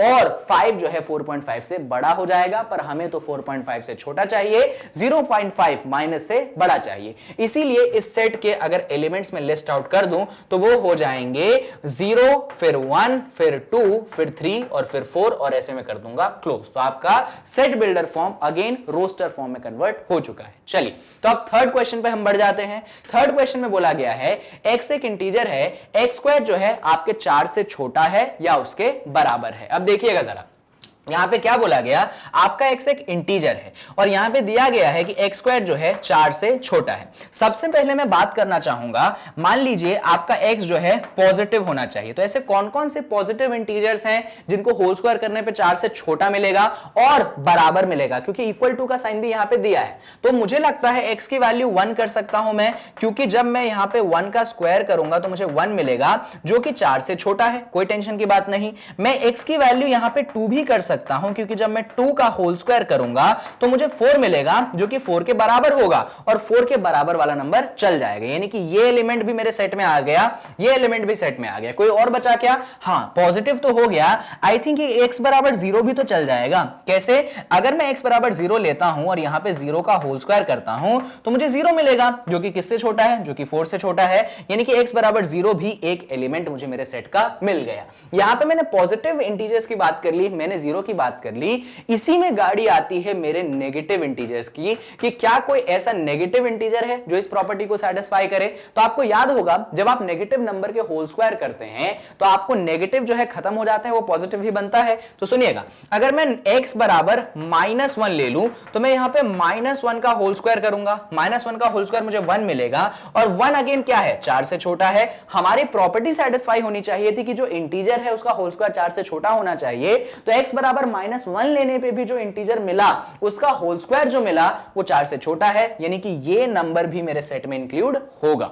और भी है मेरे पास x बराबर -2, यहां पे अगर मैं बात करूं तो -2 का होल स्क्वायर करूंगा तो मुझे 4 मिलेगा और 4 जो है 4 के बराबर है। देखिए यहां पे इक्वल टू साइन है तो इक्वल टू साइन वाला भी चल जाएगा, यानी x बराबर -2 भी चल जाएगा। अब आप लोगों के मन में सवाल होगा, सर x बराबर -3 भी लेके देख लो। तो अगर मैं यहां पे -3 ले लेता हूं बच्चों, तो यहां पे ये -3 का होल स्क्वायर हो जाएगा जो कि 9 बन गया, और 9 कहीं से भी 4 से छोटा नहीं है, इनफैक्ट 9 4 से बड़ा है, यानी कि x बराबर -3 के आगे की कहानी तो आपको लेनी ही नहीं है, -2 पे रुक जाना है। और सिमिलरली x बराबर 2 के आगे की कहानी नहीं लेनी, 3 4 5 उन सबको भी आपको नहीं लेना। तो अगर आप यहां पे एलिमेंट्स देखेंगे तो एलिमेंट्स मेरे पास क्या क्या आ चुका है, एलिमेंट मेरे पास आ चुका है, सबसे पहला 1 है, फिर 2 है, फिर 0 है, और यहां पे मुझे -1 और -2 मिल चुके हैं। तो इस टाइप के भी क्वेश्चंस आपके एग्जाम में काफी हद तक पूछे जाते हैं। आई होप आपको सिचुएशन क्लियर है। चलिए, तो यहां पे हमने सेट बिल्डर फॉर्म से रोस्टर फॉर्म के क्वेश्चंस करे, कुछ और क्वेश्चंस हैं उनको भी करते हैं। यहां पे बोला गया है x is a letter in the word loyal. अरे वापस से वही क्वेश्चन हो गया, आपको लेटर्स दिए गए हैं, उसका सेट बनाना है। तो इधर देखिए, अगर इस सेट का नाम d है तो हम लिख देंगे d बराबर क्या क्या लेटर्स हैं, पहला L है, फिर कौन है, फिर O है, फिर Y है, फिर A है, और वापस से आ जाता है लास्ट में L। पर L तो हमने पहले ही लिख लिया और हम जानते हैं कि रोस्टर फॉर्म में हम एलिमेंट्स रिपीट नहीं करते, तो LOYA हमारे सेट का पार्ट हो जाएगा। चलिए अब बात कर लेते हैं, x is a month of year not having 31 days, not having 31 days. तो आपको बेसिकली ई वाले सेट में उन महीनों को लिखना है जिनमें 31 दिन नहीं आते हैं। अब मुझे याद नहीं रहते हैं तो मैं ऐसे लिख लेता हूं, मान लीजिए पहला महीना है आपके पास जनवरी, जनवरी है, फिर जनवरी के बाद फेब आता है, फेब के बाद मार्च आता है, मार्च के बाद आपके पास अप्रैल आता है, अप्रैल के बाद क्या आता है, मई आता है, मई के बाद आपके पास जून आ गया, जून के बाद कौन आ गया, जुलाई आ गया, जुलाई के बाद कौन आ गया, अगस्त आ गया, फिर आपके पास सितंबर आ गया, फिर अक्टूबर आ गया, फिर नवंबर आ गया और फिर दिसंबर आ गया। ऐसा ही कुछ रहता है। अब मैं ऐसे गिनता हूं, देखो जनवरी में 31 होते हैं, ठीक है, फरवरी में कितने होते हैं, 28 होते हैं, मार्च में कितने होते हैं, 31 होते हैं, अप्रैल में कितने होते हैं, 30 होते हैं, मई में कितने, 31 हो गए, और जून में कितने, उसमें आई थिंक 30 हो गए, सही है। और जून के बाद जुलाई, जुलाई में भी कितने हो गए, जुलाई में भी नहीं, जुलाई में 31 हो गए, और अगस्त, तो अगस्त में कितने हो जाएंगे भाई, इसमें भी 31 हो गए। सितंबर में 30 कर लो, अल्टरनेट कर लो, फिर इधर 31, फिर इधर 30, और दिसंबर तो तुम जानते ही हो 31 को खत्म होता है। ठीक है, बढ़िया है।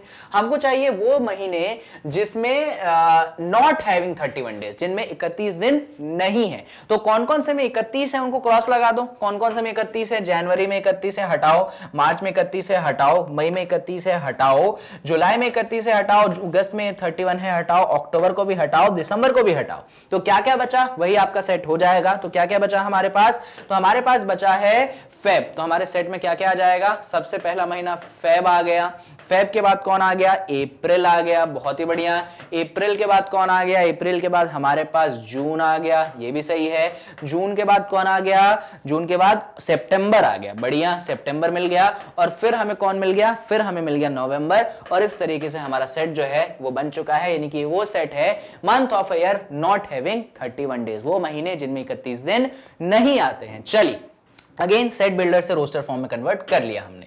सिक्स्थ वाले में देख लेते हैं, x is a consonant in English alphabet which precedes के। आपको प्रीसीड का मतलब मालूम है, प्रीसीड का मतलब होता है पहले आना। तो आपको वो कॉन्सोनेंट्स बताने हैं, कॉन्सोनेंट्स वो होते हैं जो कि वॉवेल्स नहीं होते हैं, तो आपको वो कॉन्सोनेंट्स बताने हैं इंग्लिश अल्फाबेट में जो कि के से पहले आते हैं। तो एबीसीडी आनी चाहिए मुझे उसके लिए, तो उसके लिए मैं डायरेक्ट लिख देता हूं। क्या ए आएगा, ए तो वेवल है, नहीं आएगा। बी आ जाएगा, सी आ जाएगा, डी आ जाएगा, ई नहीं आएगा क्योंकि वो वॉवेल है। एफ आ जाएगा, जी आ जाएगा, एच आ जाएगा, आई नहीं आएगा क्योंकि वो वॉवेल है।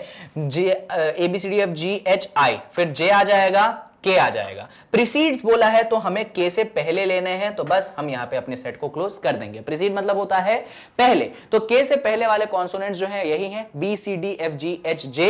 कुछ मिसिंग है, ए मिसिंग है, ई मिसिंग है, आई मिसिंग है, क्योंकि वो वॉवेल्स होते हैं, हमको वॉवेल्स नहीं, हमको सिर्फ और सिर्फ कॉन्सोनेंट्स चाहिए थे। चलिए तो सिक्स्थ क्वेश्चन भी यहां पे हो चुका है खत्म, और इसी के साथ बढ़ जाते हैं हम अगले क्वेश्चन 6 पे। मतलब ये क्वेश्चन 5 का 6 पार्ट खत्म हुआ है और अब जो है हम क्वेश्चन नंबर 6 पे आ चुके हैं।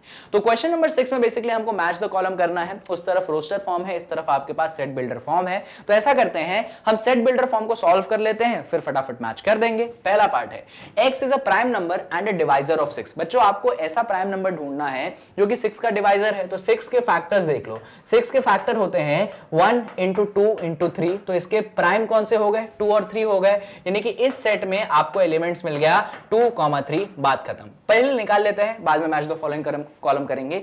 x is an odd natural number less than 10। आपको वो सारे ऑड नेचुरल नंबर बताने हैं जो कि 10 से छोटे हैं। ये तो बहुत ही सिंपल हो गया, शुरुआत होगी 1, 3, फिर 5, फिर 7 और फिर यहां पे आ जाएगा आपके पास 9।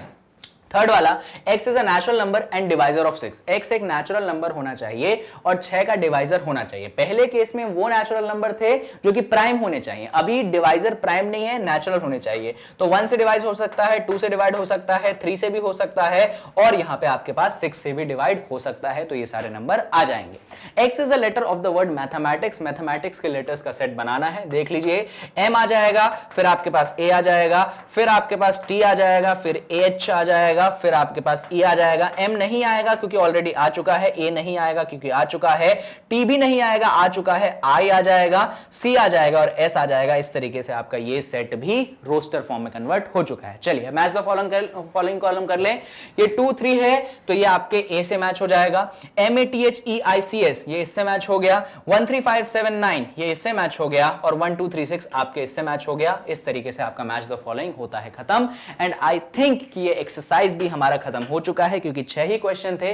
जी हां, हमारा एक्सरसाइज खत्म हो चुका है। इसी के साथ हमने एक्सरसाइज 1.1 का कंप्लीट सॉल्यूशन यहां पे दे दिया है, और इसके बाद बारी आती है कुछ नए कॉन्सेप्ट्स की, जिसको कहते हैं हम सबसेट। तो इस वीडियो के बाद हम एक नई चीज सीखेंगे, जहां पे हम क्या सीखेंगे, नहीं, सबसेट सीखने से पहले हम कुछ और सीखेंगे। सबसेट सीखने से पहले हम सीखेंगे टाइप्स ऑफ सेट, फिर टाइप्स ऑफ सेट सीखने के बाद हो सकता है तो उसी वीडियो में या उसके अगले वीडियो में हम सबसेट को सीखेंगे। तो stay tuned at Magnet Brains. भैया आपको पूरी तरीके से क्लास 11th का सिलेबस मिल रहा है, फ्री ऑफ कॉस्ट मिल रहा है, ये आप जानते हैं। यानी कि यहां पे आपको, यहां पे ऐसा नहीं बोल रहा हूं कि 2 वीडियोस देख लो, बाकी वीडियोस के लिए आपको पैसे देने की जरूरत है, ऐसा कुछ नहीं है, सब कुछ आपके लिए फ्री है।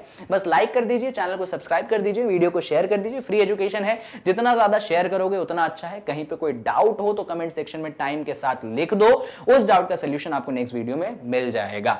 और नेक्स्ट वीडियो में आपका जो टॉपिक होगा वो टॉपिक होगा टाइप्स ऑफ सेट। बहुत ज्यादा इंपॉर्टेंट टॉपिक है, बहुत काम आता है, और यहां से आपका सेट चैप्टर जो है, सेट थ्योरी चैप्टर जो है, हल्का सा कॉम्प्लेक्स होने लगेगा। यहां तक गाड़ी बहुत ही स्मूथली आई है, कुछ नहीं पढ़ा अभी तक हमने, बस इंट्रोडक्शन पढ़ा, उसके बाद हमने देख लिया कि roster form, set builder form क्या होता है, और एक्सरसाइज सॉल्व कर लिया। अब जो है ना टाइप्स ऑफ सेट, यहां से चीजें डेफिनेशन में और टफ हो जाएंगी, रिमेंबर करना मुश्किल हो जाएंगी। इसीलिए इसके नीचे हो सकता है अभी आपको वीडियो मिल जाए डिस्क्रिप्शन में, तो जाइए डिस्क्रिप्शन में फुल प्लेलिस्ट लिंक को क्लिक करिए और वीडियो को फटाफट देख लीजिए। So thank you so much.